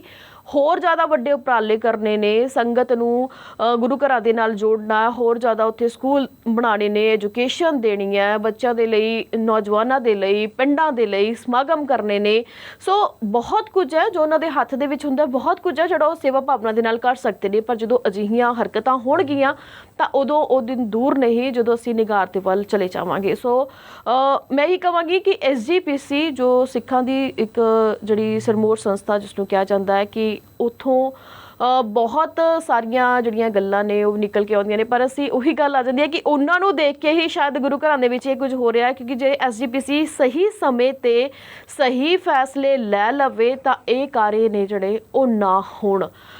ਬੇਸ਼ੱਕ ਸ਼੍ਰੀ ਗੁਰੂ ਗ੍ਰੰਥ ਸਾਹਿਬ ਜੀ ਦੀ ਬੇਅਦਬੀ ਨੂੰ ਲੈ ਕੇ ਹੋਵੇ, ਬੇਸ਼ੱਕ ਸੌਦਾ ਸਾਧ ਦੀ ਮੁਆਫੀ ਨੂੰ ਲੈ ਕੇ ਹੋਵੇ, ਬੇਸ਼ੱਕ ਬੰਦੀ ਸਿੰਘਾਂ ਦੀ ਰਿਹਾਈ ਨੂੰ ਲੈ ਕੇ ਹੋਵੇ, ਤਾਂ ਬਹੁਤ ਸਾਰੇ ਸਿੱਖ ਕੌਮ ਦੇ ਨਾਲ ਐਸੇ ਮਸਲੇ ਰਿਲੇਟਡ ਨੇ ਜੋ ਜਿਉਂਦੀ ਤਿਉਂ ਬਣੇ ਹੋਏ ਨੇ। ਲੋੜ ਹੈ ਐਸਜੀਪੀਸੀ ਨੂੰ ਆਪਣਾ ਸਟੈਂਡ ਲੈਣ ਦੀ ਲੋੜ ਹੈ, ਥੋੜੀ ਜਿਹੀ ਸਖਤਾਈ ਵਰਤਣ ਦੀ, ਤਾਂ ਕਿ ਕੋਈ ਵੀ ਆ ਕੇ ਇਸ ਤਰੀਕੇ ਦਾ ਘਮਸਾਨ ਨਾ ਮਚਾ ਸਕੇ, ਜਿਸ ਦੇ ਨਾਲ ਜਿਹੜੀ ਹੈਗੀ ਆ ਸਾਡੀ ਨੌਜਵਾਨ ਪੀੜ੍ਹੀ ਤੇ ਸਾਡੇ ਬੱਚੇ ਨੇ ਉਹਨਾਂ ਨੂੰ ਵੀ ਕੋਈ ਵਰਗਲਾ ਕੇ ਕਿਸੇ ਹੋਰ ਪਾਸੇ ਨਾ ਲੈ ਜਾਵੇ। ਸੋ ਹੁਣ ਆਪਾਂ ਵਧਾਂਗੇ ਅਗਲੇ। ਬਲਦੀਪ ਜੀ, ਤੁਸੀਂ ਕੁਝ ਕਹਿਣਾ ਚਾਹੋਗੇ? ਬਿਲਕੁਲ ਨਵਦੀਪ, ਤੁਸੀਂ ਜਿਹੜੀ ਗੱਲ ਉਹ ਸਹੀ ਕਹੀ ਹੈ ਇਹ ਕਿ ਜਿਸ ਤਰੀਕੇ ਦੇ ਨਾਲ ਅਗਰ ਗੁਰਦੁਆਰਾ ਸਾਹਿਬ ਦੇ ਵਿੱਚ ਹੀ ਧਾਰਮਿਕ ਸਥਾਨਾਂ 'ਤੇ ਅਜਿਹੀ ਚੀਜ਼ ਹੋਏਗੀ ਤਾਂ ਜਿਹੜੀ ਨੌਜਵਾਨ ਪੀੜ੍ਹੀ ਹੈ ਜਾਂ ਬੱਚੇ ਨੇ ਉਹਨਾਂ ਦੇ ਉੱਪਰ ਕਿਸ ਤਰੀਕੇ ਦਾ ਅਸਰ ਪਏਗਾ, ਉਹ ਸੇਧ ਕਿੱਥੋਂ ਲੈਣਗੇ। ਆਖਿਰਕਾਰ ਇੱਕ ਸਹੀ ਜ਼ਿੰਦਗੀ ਜਿਉਣ ਦੀ ਸੇਧ ਸਾਨੂੰ ਸਾਡੇ ਗੁਰਦੁਆਰਾ ਸਾਹਿਬ ਤੋਂ, ਗੁਰੂ ਦੀ ਬਾਣੀ 'ਚੋਂ ਮਿਲਦੀ ਹੈਗੀ ਆ, ਪਰ ਉੱਥੇ ਹੀ ਅਗਰ ਮਰਿਆਦਾ ਦਾ ਖਿਆਲ ਨਹੀਂ ਰੱਖਿਆ ਜਾਂਦਾ ਤਾਂ ਯਕੀਨਨ ਤੌਰ ਤੇ ਉਸ ਦਾ ਮਾੜਾ ਅਸਰ ਜਿਹੜਾ ਜ਼ਰੂਰ ਪੈਂਦਾ। ਜੀ ਬਿਲਕੁਲ। ਤਾਂ ਇਸ ਦੇ ਨਾਲ ਹੀ ਆਪਾਂ ਪਤਾ ਕਿ ਅਗਲੀ ਖਬਰ ਦੇ ਵੱਲ ਕਿ ਇੱਕ ਵਿਧਾਇਕ ਇੱਕ ਪੈਨਸ਼ਨ ਦਾ ਮਾਮਲਾ ਜਿਹੜਾ ਇੱਕ ਵਾਰ ਫਿਰ ਤੋਂ ਗਰਮਾਇਆ ਹੋਇਆ, ਤਾਂ ਉਹਨਾਂ ਵਿਧਾਇਕਾਂ ਵੱਲੋਂ ਜਿਹੜਾ ਹੈਗਾ ਉਹ ਹਾਈ ਕੋਰਟ ਦੇ ਵਿੱਚ ਚੁਣੌਤੀ ਦਿੱਤੀ ਗਈ ਹੈ। ਤਾਂ ਉਹਨਾਂ ਨੂੰ ਲੱਗਦਾ ਕਿ ਜਦੋਂ ਅਸੀਂ ਵਿਧਾਇਕ ਬਣਦੇ ਸੀ ਤਾਂ ਉਸ ਤੋਂ ਬਾਅਦ ਜਿੰਨੇ ਵਾਰ ਵੀ ਅਸੀਂ ਵਿਧਾਇਕ ਬਣੇ ਤਾਂ ਸਾਨੂੰ ਪੈਨਸ਼ਨ ਹੈ ਜਿਹੜੀ ਉਹ ਦੇਣੀ ਬਣਦੀ ਹੈ ਜੀ। ਇਹ ਕੀ ਮਤਲਬ ਹੋਇਆ ਕਿ ਨਵੀਂ ਸਰਕਾਰ ਆਈ ਤੇ ਉਹਨਾਂ ਨੇ ਕਹਿਤਾ ਵੀ ਜੇ ਇੱਕ ਵਿਧਾਇਕ ਹੈ ਤਾਂ ਇੱਕ ਪੈਨਸ਼ਨ ਹੀ ਲੱਗੇਗੀ, ਉਸ ਤੋਂ ਬਾਅਦ ਉਹ ਜਿੰਨੇ ਵਾਰੀ ਮਰਜ਼ੀ ਵਿਧਾਇਕ ਬਣ ਜਾਂਦਾ ਪਰ ਪੈਨਸ਼ਨ ਉਹਨਾਂ ਨੂੰ ਇੱਕ ਹੀ ਮਿਲੇਗੀ। ਤਾਂ ਉੱਥੇ ਆਮ ਲੋਕਾਂ ਦੇ ਜ਼ਿਹਨ ਦੇ ਵਿੱਚ ਵੱਡੇ ਸਵਾਲ ਪੈਦਾ ਹੁੰਦੇ ਨੇ। ਆਮ ਲੋਕ ਕਹਿੰਦੇ ਨੇ ਕਿ ਅਸੀਂ ਜਿਹੜੇ 58 ਸਾਲ 60 ਸਾਲ ਨੌਕਰੀਆਂ ਕਰਦੇ ਹਾਂ ਤਾਂ ਅਸੀਂ ਉਹੀ ਜਿਹੜੀ ਸਾਨੂੰ ਸੈਲਰੀ ਮਿਲਦੀ ਹੈ ਅਸੀਂ ਉਹਨਾਂ ਤੇ ਹੀ ਆਪਣਾ ਸਬਰ ਕਰਕੇ ਬਹਿ ਜਾਂਦੇ ਆ ਤੇ 60 ਸਾਲ ਤੋਂ ਬਾਅਦ ਵੀ ਸਾਨੂੰ ਕੋਈ ਪੁੱਛਦਾ ਨਹੀਂ ਕਿ ਤੁਹਾਨੂੰ ਪੈਨਸ਼ਨ ਦੀ ਜ਼ਰੂਰਤ ਹੈ, ਜਦਕਿ ਉਹ ਸਮਾਂ ਹੁੰਦਾ ਹੈ ਕਿ ਜਦੋਂ ਇਨਸਾਨ ਪੂਰੀ ਜ਼ਿੰਦਗੀ ਉਸ ਖਿੱਤੇ ਨੂੰ ਦੇ ਦਿੰਦਾ ਜਿੱਥੇ ਵੀ ਉਹ ਜੌਬ ਕਰ ਰਿਹਾ ਤਾਂ ਉਸ ਤੋਂ ਬਾਅਦ ਜਿੰਨਾ ਕੁ ਉਹਨੇ ਬਚਾਇਆ ਹੁੰਦਾ ਆਪਣੀ ਸੈਲਰੀ 'ਚੋਂ ਜਸਟ ਉਹ ਉਹਦੇ ਕੋਲ ਬਾਕੀ ਹੁੰਦਾ। ਆਮ ਲੋਕ ਇਸ ਦੇ ਲਈ ਹਾਈ ਕੋਰਟ ਦੇ ਵਿੱਚ ਚੁਣੌਤੀਆਂ ਨਹੀਂ ਦਿੰਦੇ, ਸੁਪਰੀਮ ਕੋਰਟ ਦੇ ਵਿੱਚ ਚੁਣੌਤੀਆਂ ਨਹੀਂ ਦਿੰਦੇ, ਬਟ ਵਿਧਾਇਕ ਨੇ ਜਿਹੜੇ ਉਹਨਾਂ ਨੂੰ ਆਖਿਰਕਾਰ ਕੀ ਲੋੜ ਪੈ ਗਈ, ਉਹਨਾਂ ਦੇ ਮਨ ਦੇ ਅੰਦਰ ਕਿਉਂ ਵਲਵਲੇ ਉੱਠ ਗਏ, ਉਹ ਆਮ ਲੋਕਾਂ ਦੇ ਲਈ ਕਿਉਂ ਨਹੀਂ ਬੋਲਦੇ ਵੀ ਇਹਨਾਂ ਨੂੰ ਪੈਨਸ਼ਨ ਦੇਣੀ ਬਣਦੀ ਹੈ ਜੀ। ਸਿਰਫ ਆਪਣੇ ਲਈ ਹੀ ਉਹਨਾਂ ਨੂੰ ਜਿਹੜੀਆਂ ਕੋਰਟਸ ਨੇ ਉਹਨਾਂ ਦੇ ਰਾਹ ਦਿਖਦੇ ਨੇ, ਆਪਣੇ ਲਈ ਹੀ ਉਹਨਾਂ ਨੂੰ ਵਕੀਲ ਮਿਲਦੇ ਨੇ, ਆਪਣੇ ਲਈ ਹੀ ਉਹਨਾਂ ਨੂੰ ਮੁੱਦੇ ਮਿਲਦੇ ਨੇ ਕਿ ਨਹੀਂ ਜੀ ਸਾਡੀ ਪੈਨਸ਼ਨ ਤਾਂ ਹੋਣੀ ਜ਼ਰੂਰੀ ਹੈ। ਸਿਰਫ 5 ਸਾਲ ਕਰਕੇ ਵੀ ਫਿਰ ਪੈਨਸ਼ਨ ਦੋ, ਉਸ ਤੋਂ ਬਾਅਦ ਜੇ ਅਸੀਂ ਅਗਲੇ ਵਾਰ ਲਈ ਫਿਰ ਜਿੱਥੇ ਜਾਂਦੇ ਸਾਨੂੰ ਫਿਰ ਪੈਨਸ਼ਨ ਚਾਹੀਦੀ ਹੈ ਜੀ। ਆਮ ਲੋਕ ਇਸ ਗੱਲ ਦੇ ਲਈ ਸਵਾਲ ਚੁੱਕ ਰਹੇ ਨੇ ਤੇ ਹੁਣ ਜਿਹੜਾ ਇਹ ਮਾਮਲਾ ਉਹ ਗਰਮਾ ਗਿਆ। ਪਹਿਲਾਂ ਤਾਂ ਇਹ ਕਿਹਾ ਗਿਆ ਸੀ ਕਿ ਨਹੀਂ ਜੀ ਇਹ ਚੀਜ਼ ਲਾਗੂ ਹੋ ਗਈ ਹੈ ਤੇ ਹੁਣ ਇਸੇ ਤਰੀਕੇ ਹੀ ਚੱਲੇਗਾ, ਪਰ ਹੁਣ ਜਦੋਂ ਤੋਂ ਇਸ ਚੀਜ਼ ਨੂੰ ਚੁਣੌਤੀ ਮਿਲੀ ਹੈ ਉਸ ਤੋਂ ਬਾਅਦ ਫਿਰ ਲੋਕਾਂ ਦੀਆਂ ਨਿਗਾਹਾਂ ਨੇ ਜਿਹੜੀਆਂ ਆਮ ਆਦਮੀ ਪਾਰਟੀ ਵੱਲ ਵੀ ਬਣੀਆਂ ਹੋਈਆਂ ਤੇ ਲੋਕਾਂ ਦੀਆਂ ਨਿਗਾਹਾਂ ਨੇ ਜਿਹੜੀਆਂ ਉਹ ਕੋਰਟ ਵੱਲ ਵੀ ਬਣੀਆਂ ਹੋਈਆਂ ਨੇ। ਕੋਰਟ ਕੀ ਫੈਸਲਾ ਦਿੰਦੀ ਹੈ ਇਹ ਤਾਂ ਆਉਣ ਵਾਲਾ ਵਕਤ ਹੀ ਦੱਸੇਗਾ, ਪਰ ਹੁਣ ਇਸ ਖਬਰ ਲਈ ਆਪਾਂ ਵਧਾਂਗੇ ਬਲਦੀਪ ਜੀ ਵੱਲ। ਬਲਦੀਪ ਜੀ, ਤੁਹਾਡਾ ਕੀ ਕਹਿਣਾ? ਨਵਦੀਪ, 325 ਦੇ ਕਰੀਬ ਨੇ ਜਿਹੜੇ ਸਾਬਕਾ ਵਿਧਾਇਕ ਨੇ, ਉਹਨਾਂ ਦੇ ਵਿੱਚੋਂ 225 ਨੇ ਜਿਹੜੇ ਉਹ ਅਜਿਹੇ ਨੇ ਜਿਨ੍ਹਾਂ ਜਿਹੜੇ ਇੱਕ ਟਰਮ ਤੋਂ ਵੱਧ ਦੀ ਪੈਨਸ਼ਨ ਲੈ ਰਹੇ ਨੇ। ਤਾਂ 325 ਟੋਟਲ ਨੇ ਸਾਬਕਾ ਵਿਧਾਇਕ, ਉਹਦੇ ਚ 225 ਉਹ ਨੇ ਜਿਹੜੇ ਇੱਕ ਟਰਮ ਤੋਂ ਜ਼ਿਆਦਾ ਦੀ ਪੈਨਸ਼ਨ ਜਿਹੜੀ ਲੈ ਰਹੇ ਨੇ, ਜਿਹੜੇ ਆਪਾਂ ਕਹਿ ਲਈਏ ਕਿ ਇਸ ਕਾਨੂੰਨ ਬਣਨ ਦੇ ਨਾਲ ਪ੍ਰਭਾਵਿਤ 225 ਹੋਏ ਨੇ ਜੀ। ਤਾਂ ਉਹ 225 ਦੇ ਵਿੱਚੋਂ ਕੋਈ ਅੱਧਾ ਕੁ ਦਰਜਨ MLA ਸਾਬਕਾ ਹੈਗੇ ਨੇ ਜਿਹੜੇ ਕੋਰਟ ਦਾ ਜਿਨ੍ਹਾਂ ਨੇ ਰੁਖ ਕੀਤਾ, ਜਿਹਦੇ ਚ ਲਾਲ ਸਿੰਘ ਨੇ, ਗੁਰਿੰਦਰ ਸਿੰਘ ਅਟਵਾਲ ਨੇ, ਹੋਰ ਕਈ ਨਾਮ ਹੈਗੇ ਨੇ, ਸੋਹਣ ਸਿੰਘ ਠੰਡਲ ਹੈਗੇ ਨੇ। ਉਹਨਾਂ ਨੇ ਜਿਹੜਾ ਰੁਖ ਕੀਤਾ ਕਿ ਹਾਈ ਕੋਰਟ ਦਾ, ਔਰ ਪਟੀਸ਼ਨ ਜਿਹੜੀ ਆ ਪਿਛਲੇ ਦਿਨੀ ਪਾਈ ਗਈ ਸੀ। ਆਪਾਂ ਨੂੰ ਪਤਾ ਹੋਏਗਾ ਕਿ ਜਦੋਂ ਮੁੱਖ ਮੰਤਰੀ ਬਣਦੇ ਨੇ ਭਗਵੰਤ ਮਾਨ ਤਾਂ ਉਸ ਵੇਲੇ ਕਿਹਾ ਜਾਂਦਾ ਕਿ ਜਿਹੜੀ ਹੁਣ ਪੈਨਸ਼ਨਾਂ ਜਿਹੜੀਆਂ ਜਾ ਰਹੀਆਂ ਨੇ, ਸਾਬਕਾ ਵਿਧਾਇਕ ਜਿਹੜੇ ਨੇ ਇੱਕ ਤੋਂ ਜ਼ਿਆਦਾ ਪੈਨਸ਼ਨ ਲੈ ਰਹੇ ਨੇ, ਉਸ ਨੂੰ ਲੈ ਕੇ ਕਾਨੂੰਨ ਲਿਆਵਾਂਗੇ। ਫਿਰ ਉਹਨਾਂ ਨੇ ਵਿਧਾਨ ਸਭਾ 'ਚ ਬਕਾਇਦਾ ਤੌਰ ਪਾਸ ਕੀਤਾ, ਗਵਰਨਰ ਦੇ ਸਾਈਨ ਹੋਏ ਔਰ 13 ਅਗਸਤ ਨੂੰ ਜਾ ਕੇ ਜਿਹੜਾ ਉਹ ਨੋਟੀਫਿਕੇਸ਼ਨ ਇਸ ਦਾ ਜਾਰੀ ਹੋਇਆ ਕਿ ਇੱਕ ਵਿਧਾਇਕ ਇੱਕ ਪੈਨਸ਼ਨ ਕਾਨੂੰਨ ਆ ਜਿਹੜਾ ਉਹ ਲਾਗੂ ਹੋਏਗਾ। ਹੁਣ ਕੁਝ ਵਿਧਾਇਕ ਨੇ, ਮੈਂ ਪੜ੍ਹ ਰਿਹਾ ਸੀ ਪਿਛਲੇ ਦਿਨੀ, ਕਿ ਉਹ ਕਹਿ ਰਹੇ ਨੇ ਕਿ ਦੇਖੋ ਜੀ ਅਸੀਂ ਜਿਹੜੀ ਪਟੀਸ਼ਨ ਦਾਇਰ ਕੀਤੀ ਆ, ਉਹਨਾਂ ਦੀ ਪਟੀਸ਼ਨ 'ਚ ਜਿਹੜੀ ਗੱਲ ਕਹੀ ਗਈ ਆ, ਉਹ ਕਹਿੰਦੇ ਕਿ ਕਾਨੂੰਨ ਜਿਹੜਾ ਉਹ ਹੁਣ ਬਣਿਆ, ਅਸੀਂ ਵਿਧਾਇਕ ਹੈਗੇ ਆ ਪਹਿਲਾਂ ਦੇ, ਉਹ ਕਹਿੰਦੇ ਕਿ ਜਿੱਦਣ ਤੋਂ ਕਾਨੂੰਨ ਬਣਿਆ ਤੁਸੀਂ ਉਦਣ ਤੋਂ ਲਾਗੂ ਕਰੋ। ਉਸ ਦਿਨ ਤੋਂ ਜਿਹੜੇ ਵਿਧਾਇਕ ਜਿਹੜੇ ਉਹ ਹੁਣ ਬਣੇ ਨੇ ਵਿਧਾਇਕ, ਉਹ ਅਗਰ ਸਾਬਕਾ ਹੋਣਗੇ ਤਾਂ ਉਹਨਾਂ ਦੇ ਉੱਪਰ ਇਹ ਕਾਨੂੰਨ ਲਾਗੂ ਹੋਵੇ, ਪੁਰਾਣਿਆਂ ਦੇ ਉੱਪਰ ਕਾਨੂੰਨ ਨਾ ਲਾਗੂ ਹੋਵੇ। ਉਹ ਦਲੀਲ ਦਿੰਦੇ ਨੇ ਆਪਣੀ ਪਟੀਸ਼ਨ ਦੇ ਵਿੱਚ ਕਿ ਕਾਨੂੰਨ ਹੁਣ ਬਣਿਆ ਹੈਗਾ ਤਾਂ ਜਿੱਦਣ ਤੋਂ ਕਾਨੂੰਨ ਬਣਿਆ ਉਸ ਦਿਨ ਤੋਂ ਲਾਗੂ ਕਰੋ, ਉਹਨੂੰ ਪਿਛਲੀ ਤਰੀਕ ਤੋਂ ਲਾਗੂ ਨਾ ਕਰੋ। ਸਰਕਾਰ ਨੇ ਇਹ ਕੀਤਾ ਸੀ ਕਿ ਜਿੰਨੇ ਵੀ ਵਿਧਾਇਕ ਹੋਣਗੇ, ਚਾਹੇ ਉਹ ਪਹਿਲਾਂ ਵਾਲੇ ਨੇ ਚਾਹੇ ਹੁਣ ਵਾਲੇ ਨੇ, ਜੋ ਵੀ ਹੈ ਉਹ ਸਾਰੇ ਇਸ ਕਾਨੂੰਨ ਦੇ ਅੰਡਰ ਆਉਣਗੇ। ਪਰ ਹੁਣ ਉਹ ਕਹਿੰਦੇ ਨੇ ਕਿ ਜਿੱਦਣ ਤੋਂ ਕਾਨੂੰਨ ਬਣਿਆ ਹੈਗਾ ਉਦਣ ਤੋਂ ਇਹ ਚੀਜ਼ ਲਾਗੂ ਹੋਵੇ, ਪਿਛਲੇ ਤਰੀਕ ਤੋਂ ਇਸ ਚੀਜ਼ ਨੂੰ ਲਾਗੂ ਨਾ ਕੀਤਾ ਜਾਵੇ। ਦੂਜਾ ਉਹ ਇਹ ਤਰਕ ਦਿੰਦੇ ਨੇ ਕਿ ਕਈ ਵਿਧਾਇਕਾਂ ਨੇ ਜਿਹੜਾ ਉਹ ਲੋਨ ਲਏ ਹੋਏ ਨੇ, ਉਹ ਆਪਣੀ ਉਸ ਪੈਨਸ਼ਨ ਦੇ ਹਿਸਾਬ ਨਾਲ ਜਿੰਨੀ ਉਹਨਾਂ ਨੂੰ ਮਹੀਨੇ ਦੀ ਇਨਕਮ ਹੈਗੀ ਆ ਉਸ ਹਿਸਾਬ ਨਾਲ ਕਹਿੰਦੇ ਜੀ ਅਸੀਂ ਲੋਨ ਲਏ ਹੋਏ ਨੇ ਤੇ ਸਾਡੀ ਤਾਂ ਜੇ ਕਟੌਤੀ ਹੁੰਦੀ ਆ ਤਾਂ ਸਾਨੂੰ ਤਾਂ ਬੜਾ ਫਰਕ ਪਏਗਾ ਇਸ ਚੀਜ਼ ਦੇ ਨਾਲ। ਇਹ ਦਲੀਲ, ਦੂਜੀ ਦਲੀਲ ਉਹ ਇਹ ਦਿੰਦੇ ਹੈਗੇ ਨੇ। ਕੁੱਲ ਮਿਲਾ ਕੇ ਮਾਨ ਸਰਕਾਰ ਇਹ ਦਾਅਵਾ ਕਰਦੀ ਸੀ ਕਿ 5 ਸਾਲਾਂ ਦੇ ਵਿੱਚ 100 ਕਰੋੜ ਰੁਪਏ ਦੀ ਜਿਹੜੀ ਆ ਉਹ ਬਚਤ ਹੋਏਗੀ। ਤਕਰੀਬਨ 19-20 ਕਰੋੜ ਬਣਦਾ ਹੈ ਨਵਦੀਪ ਇੱਕ ਸਾਲ ਦਾ, ਵੀ ਜੇ ਉਹ ਇੱਕ ਵਿਧਾਇਕ ਪੈਨਸ਼ਨ ਦਾ ਕਾਨੂੰਨ ਸਾਰਿਆਂ ਤੇ ਲਾਗੂ ਹੁੰਦਾ ਤਾਂ 19-20 ਕਰੋੜ ਸਾਲ ਦਾ ਬਚੇਗਾ ਔਰ 5 ਸਾਲਾਂ ਦਾ 100 ਕਰੋੜ ਜਿਹੜਾ ਉਹ ਬਚਦਾ ਹੈਗਾ। ਤੋ ਪਰ ਹੁਣ ਇਹ ਮਾਮਲਾ ਜਿਹੜਾ ਉਹ ਕਿਉਂਕਿ ਕੋਰਟ ਦੇ ਵਿੱਚ ਆ ਤੇ ਕੋਰਟ ਨੇ ਇਸ ਦੇ ਉੱਪਰ ਜਵਾਬ ਤਲਬੀ ਜਿਹੜੀ ਹੈ ਉਹ ਪੰਜਾਬ ਸਰਕਾਰ ਤੋਂ ਕੀਤੀ ਹੈਗੀ ਹੈ। ਕੋਰਟ ਨੇ ਜਿਹੜਾ ਪੱਖ ਉਹਨਾਂ ਦਾ ਸੁਣ ਲਿਆ, ਪਟੀਸ਼ਨ ਜਿਨ੍ਹਾਂ ਨੇ ਦਾਇਰ ਕੀਤੀ ਆ, ਹੁਣ ਪੱਖ ਸਰਕਾਰ ਦਾ ਸੁਣਨਾ ਬਾਕੀ ਹੈਗਾ ਔਰ ਦੇਖਦੇ ਹਾਂ ਕਿ ਸਰਕਾਰ ਇਸ ਦੇ ਵਿੱਚ ਕੀ ਆਪਣਾ ਪੱਖ ਪੇਸ਼ ਕਰਦੀ ਹੈ, ਕਿਉਂਕਿ ਭਗਵੰਤ ਮਾਨ ਉਹਨਾਂ ਨੇ ਬੜਾ ਜ਼ੋਰ ਸ਼ੋਰ ਦੇ ਨਾਲ ਇਹ ਕਾਨੂੰਨ ਲਿਆਂਦਾ ਸੀ ਔਰ ਸ਼ਲਾਘਾ ਵੀ ਹੋਈ ਸੀ। ਨਵਦੀਪ, ਸ਼ਲਾਘਾ ਹੋਈ ਸੀ ਕਿ ਪਹਿਲੀ ਵਾਰ ਜਿਹੜਾ ਅਜਿਹਾ ਕੁਝ ਜਿਹੜਾ ਸਰਕਾਰ ਕਰਨ ਜਾ ਰਹੀ ਹੈਗੀ ਹੈ ਕਿ ਜਿਹੜਾ ਵਾਧੂ ਖਰਚਾ ਹੈਗਾ, ਵਾਧੂ ਖਰਚੇ ਦਾ ਬੜਾ ਚਰਚਾ ਹੁੰਦਾ ਸੀ, ਕਹਿੰਦੇ ਜੀ ਸਿਕਿਉਰਟੀਆਂ ਲੈ ਲਈਆਂ ਜੀ, ਇੰਨੀਆਂ ਪੈਨਸ਼ਨਾਂ ਹੈਗੀਆਂ ਨੇ ਜੀ, ਹੋਰ ਬੜੇ ਸਹੂਲਤਾਂ ਮਿਲਦੀਆਂ ਨੇ MLA ਨੂੰ, ਪਰ ਹੁਣ ਜਿਹੜਾ ਉਸ ਨੂੰ ਠੱਲ ਪਏਗੀ, ਘੱਟੋ ਘੱਟ ਲੋਕਾਂ ਦਾ ਜਿਹੜਾ ਪੈਸਾ ਉਹ ਬਚੇਗਾ। ਤੇ ਪਰ ਹੁਣ ਜਿਹੜੇ ਨੇ ਉਹ ਪਟੀਸ਼ਨ ਜ਼ਰੂਰ ਗਈ ਹੋਈ ਆ ਹਾਈ ਕੋਰਟ ਦੇ ਵਿੱਚ, ਇਹ ਦੇਖਣਾ ਵੀ ਕੀ ਫੈਸਲਾ ਹੁੰਦਾ।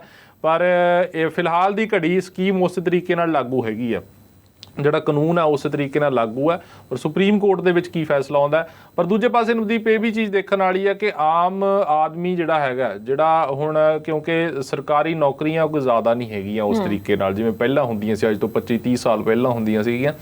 ਅੱਜ ਪ੍ਰਾਈਵੇਟ ਨੌਕਰੀਆਂ ਹੈਗੀਆਂ ਤਾਂ ਪ੍ਰਾਈਵੇਟ ਨੌਕਰੀਆਂ ਨੂੰ ਕਿਹੜੀ ਪੈਨਸ਼ਨ ਮਿਲ ਰਹੀ ਹੈ ਜੀ, ਇਹ ਆਪਣੇ ਆਪ ਦੇ ਵਿੱਚ ਸੋਚਣ ਵਾਲੀ ਗੱਲ ਹੈ। ਉਹਨਾਂ ਦਾ ਤਾਂ ਮੇਰੇ ਖਿਆਲ ਇਹ ਵੀ ਫਿਕਸ ਨਹੀਂ ਹੈਗਾ ਕਿ ਇਸ ਪੇ ਸਕੇਲ ਦੇ ਨਾਲ ਉਹਨਾਂ ਨੂੰ ਸੈਲਰੀ ਮਿਲਣੀ ਚਾਹੀਦੀ ਹੈ ਜੀ, ਇੰਨਾ ਫਲਾਣਾ DA ਹੋਣਾ ਚਾਹੀਦਾ ਜੀ, ਇਹ ਹੋਣਾ ਚਾਹੀਦਾ, ਉਹ ਹੋਣਾ ਚਾਹੀਦਾ। ਠੀਕ ਹੈ, ਪ੍ਰਾਈਵੇਟ ਜ਼ਰੂਰ ਹੈਗਾ, ਫੋਰਨ ਦੇ ਵਿੱਚ ਹੁੰਦਾ, ਫੋਰਨ ਦੇ ਵਿੱਚ ਬਕਾਇਦਾ ਤੌਰ ਤੈਅ ਹੁੰਦਾ ਕਿ ਜਿਹੜਾ ਇੰਨੇ ਘੰਟੇ ਦੇ ਇੰਨੇ ਡਾਲਰ ਤੁਸੀਂ ਦੇਣੇ ਹੀ ਦੇਣੇ ਆ। ਅਗਰ ਲੇਬਰਰ ਹੈ ਤਾਂ ਲੇਬਰਰ ਨੂੰ ਇੰਨੇ ਤੁਸੀਂ ਪੇ ਕਰਨੀ ਹੈ। ਪਰ ਇੱਥੇ ਕੋਈ ਪੁੱਛ ਨਹੀਂ ਹੈਗਾ, ਕੋਈ ਜਿੰਨਾ ਮਰਜ਼ੀ, ਕੋਈ ਕਿਸੇ ਨੂੰ ਘੱਟ ਵੀ ਦੇ ਦਿੰਦਾ, ਕੋਈ ਵੱਧ ਵੀ ਦੇ ਦਿੰਦਾ, ਕੋਈ ਜਿੱਦਾਂ ਮਰਜ਼ੀ ਚੱਲੀ ਜਾਵੇ। ਉਸ ਦੀ ਪੈਨਸ਼ਨ ਬਾਰੇ ਉਹ ਕੀ ਉਹਨਾਂ ਲੋਕਾਂ ਨੂੰ ਫਿਊਚਰ ਦਾ ਆਪਣੇ ਦਾ ਫਿਕਰ ਨਹੀਂ ਹੈਗਾ ਕਿ ਅੱਜ ਅਸੀਂ ਪ੍ਰਾਈਵੇਟ ਸੈਕਟਰ ਦੇ ਵਿੱਚ ਜੌਬ ਕਰ ਰਹੇ ਹੈਗੇ ਆ, ਕੱਲ ਨੂੰ ਜਦੋਂ ਅਸੀਂ 50-60 ਸਾਲ ਦੇ ਹੋ ਜਾਾਂਗੇ, ਉਮਰ ਨਹੀਂ ਹੋਏਗੀ ਕੰਮ ਕਰਨ ਦੀ, ਫਿਰ ਸਾਡੀ ਇਨਕਮ ਕਿੱਥੋਂ ਆਏਗੀ?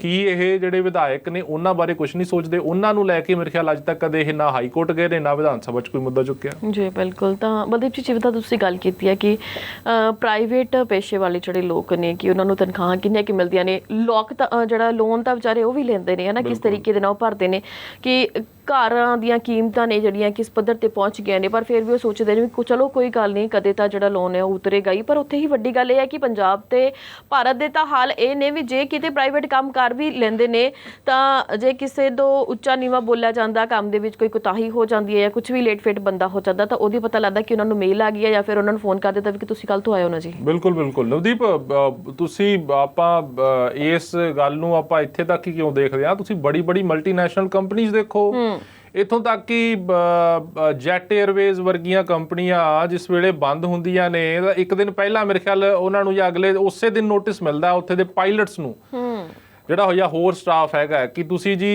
ਜਿਹੜਾ ਉਹ ਨਹੀਂ ਆ ਸਕਦੇ ਹੈਗੇ, ਤੁਸੀਂ ਅਸੀਂ ਸ਼ਟ ਡਾਊਨ ਕਰਤਾ ਹੈਗਾ ਕੰਮ ਆਪਣਾ, ਜਾਂ ਕੰਪਨੀ ਬੰਦ ਹੋ, ਜੋ ਵੀ ਹੈਗਾ, ਮਤਲਬ ਜੋ ਵੀ ਹੋਇਆ ਹੈਗਾ। ਤਾਂ ਉਹ ਇੱਕ ਪਾਇਲਟ ਮੈਨੂੰ ਲੱਗਦਾ ਵੀ ਘੱਟੋ ਘੱਟ ਜ਼ਿਆਦਾ ਨਹੀਂ ਤਾਂ 40-45-50 ਲੱਖ ਰੁਪਇਆ ਲਾ ਕੇ ਉਹ ਪਾਇਲਟ ਬਣਦਾ। ਉਹ ਉਸ ਦੀ ਜੌਬ ਸਿਕਿਉਰਿਟੀ ਨਹੀਂ ਹੈ। ਤੁਸੀਂ ਬਾਕੀ ਦਾ ਤਾਂ ਗੱਲ ਛੱਡੋ ਵੀ ਜਿਹੜਾ ਕੋਈ 20-30-40-50 ਹਜ਼ਾਰ ਦੀ ਜੌਬ ਕਰ ਰਿਹਾ ਹੈ, ਉਹ ਉਸ ਦੀ ਤਾਂ ਛੱਡੋ ਵੀ ਉਸ ਨੂੰ ਕੀ ਸਿਕਿਉਰਿਟੀ ਹੋਏਗੀ ਪ੍ਰਾਈਵੇਟ ਸੈਕਟਰ ਦੇ ਵਿੱਚ। ਇੰਡੀਆ ਦੀ ਮੈਂ ਜੇ ਗੱਲ ਕਰਾਂ, ਉਹ ਇੱਕ ਪਾਇਲਟ ਹੈ ਜਿਹੜਾ ਜਿਹਦੀ ਲੱਖਾਂ ਰੁਪਇਆ ਸੈਲਰੀ ਹੈਗੀ ਹੈ, ਪਹਿਲਾਂ ਲੱਖਾਂ ਰੁਪਇਆ ਕੋਰਸ ਤੇ ਲਾ ਕੇ ਉਹ ਪਾਇਲਟ ਬਣਿਆ ਹੈਗਾ, ਉਹਦੀ ਜੌਬ ਸਿਕਿਉਰਿਟੀ ਨਹੀਂ ਹੈਗੀ ਵੀ ਕਿ ਕੱਲ ਨੂੰ ਆਉਣਾ ਜਾਂ ਨਹੀਂ ਆਉਣਾ। ਇਹ ਆਪਾਂ ਪੁਰਾਣੇ ਆਪਣਾ ਪਿਛਲੇ ਸਮੇਂ ਦੇ ਵਿੱਚ ਦੇਖਿਆ ਹੈਗਾ ਇਸ ਤਰੀਕੇ ਦੀਆਂ ਖਬਰਾਂ, ਜੈਟ ਏਅਰਵੇਜ਼ ਬੰਦ ਹੁੰਦੀ ਹੈ ਜਾਂ ਹੋਰ ਜਿਹੜੀਆਂ ਨੇ ਕੰਪਨੀਆਂ ਨੇ ਇਸ ਤਰੀਕੇ ਨਾਲ ਹੁੰਦਾ ਜਾਂ ਛਾਂਟੀ ਕਰ ਦਿੱਤੀ ਜਾਂਦੀ ਹੈ। ਪਿਛਲੇ ਦਿਨੀ ਆ ਕਰੋਨਾ ਕਾਲ ਦੇ ਵਿੱਚ ਬੜਾ ਕੁਝ ਅਜਿਹਾ ਦੇਖਣ ਨੂੰ ਮਿਲਿਆ ਕਿ ਕਰੋਨਾ ਆਇਆ ਜੀ ਤੇ ਬੜੀਆਂ ਪ੍ਰਾਈਵੇਟ ਫਰਮਾਂ ਨੇ ਜਿਹੜਾ ਉਹ ਛਾਂਟੀ ਕਰ ਦਿੱਤੀ ਹੈ, ਤਾਂ ਲੋਕਾਂ ਦਾ ਰੋਜ਼ਗਾਰ ਚਲਾ ਗਿਆ। ਔਰ ਸਰਕਾਰ ਵੀ ਜਿਹੜੀ ਆ ਕੋਈ ਖਾਸ ਫੋਰਨ ਦੇ ਵਿੱਚ ਤਾਂ ਜਿਹੜੇ ਨੇ ਖਾਤਿਆਂ ਦੇ ਵਿੱਚ ਕੁਛ ਨਾ ਕੁਛ ਜਿਹੜਾ ਬੈਲੈਂਸ ਜ਼ਰੂਰ ਪਾਉਂਦੀ ਹੈਗੀ ਹੈ ਸਰਕਾਰ। ਇੰਡੀਆ ਦੇ ਵਿੱਚ ਤਾਂ ਉਹ ਵੀ ਹੈ ਨਹੀਂਗਾ ਕਿ ਉਹ ਚੀਜ਼ ਪਾਈ ਜਾਵੇ। ਇੰਡੀਆ ਦੇ ਵਿੱਚ ਤਾਂ ਜਿਹੜਾ ਕਣਕ ਚੌਲ ਆਟਾ ਮਿਲਣਾ ਸੀ, ਸਾਡੇ ਵਿਧਾਇਕ ਤਾਂ ਉਹ ਵੀ ਖਾ ਗਏ ਨੇ।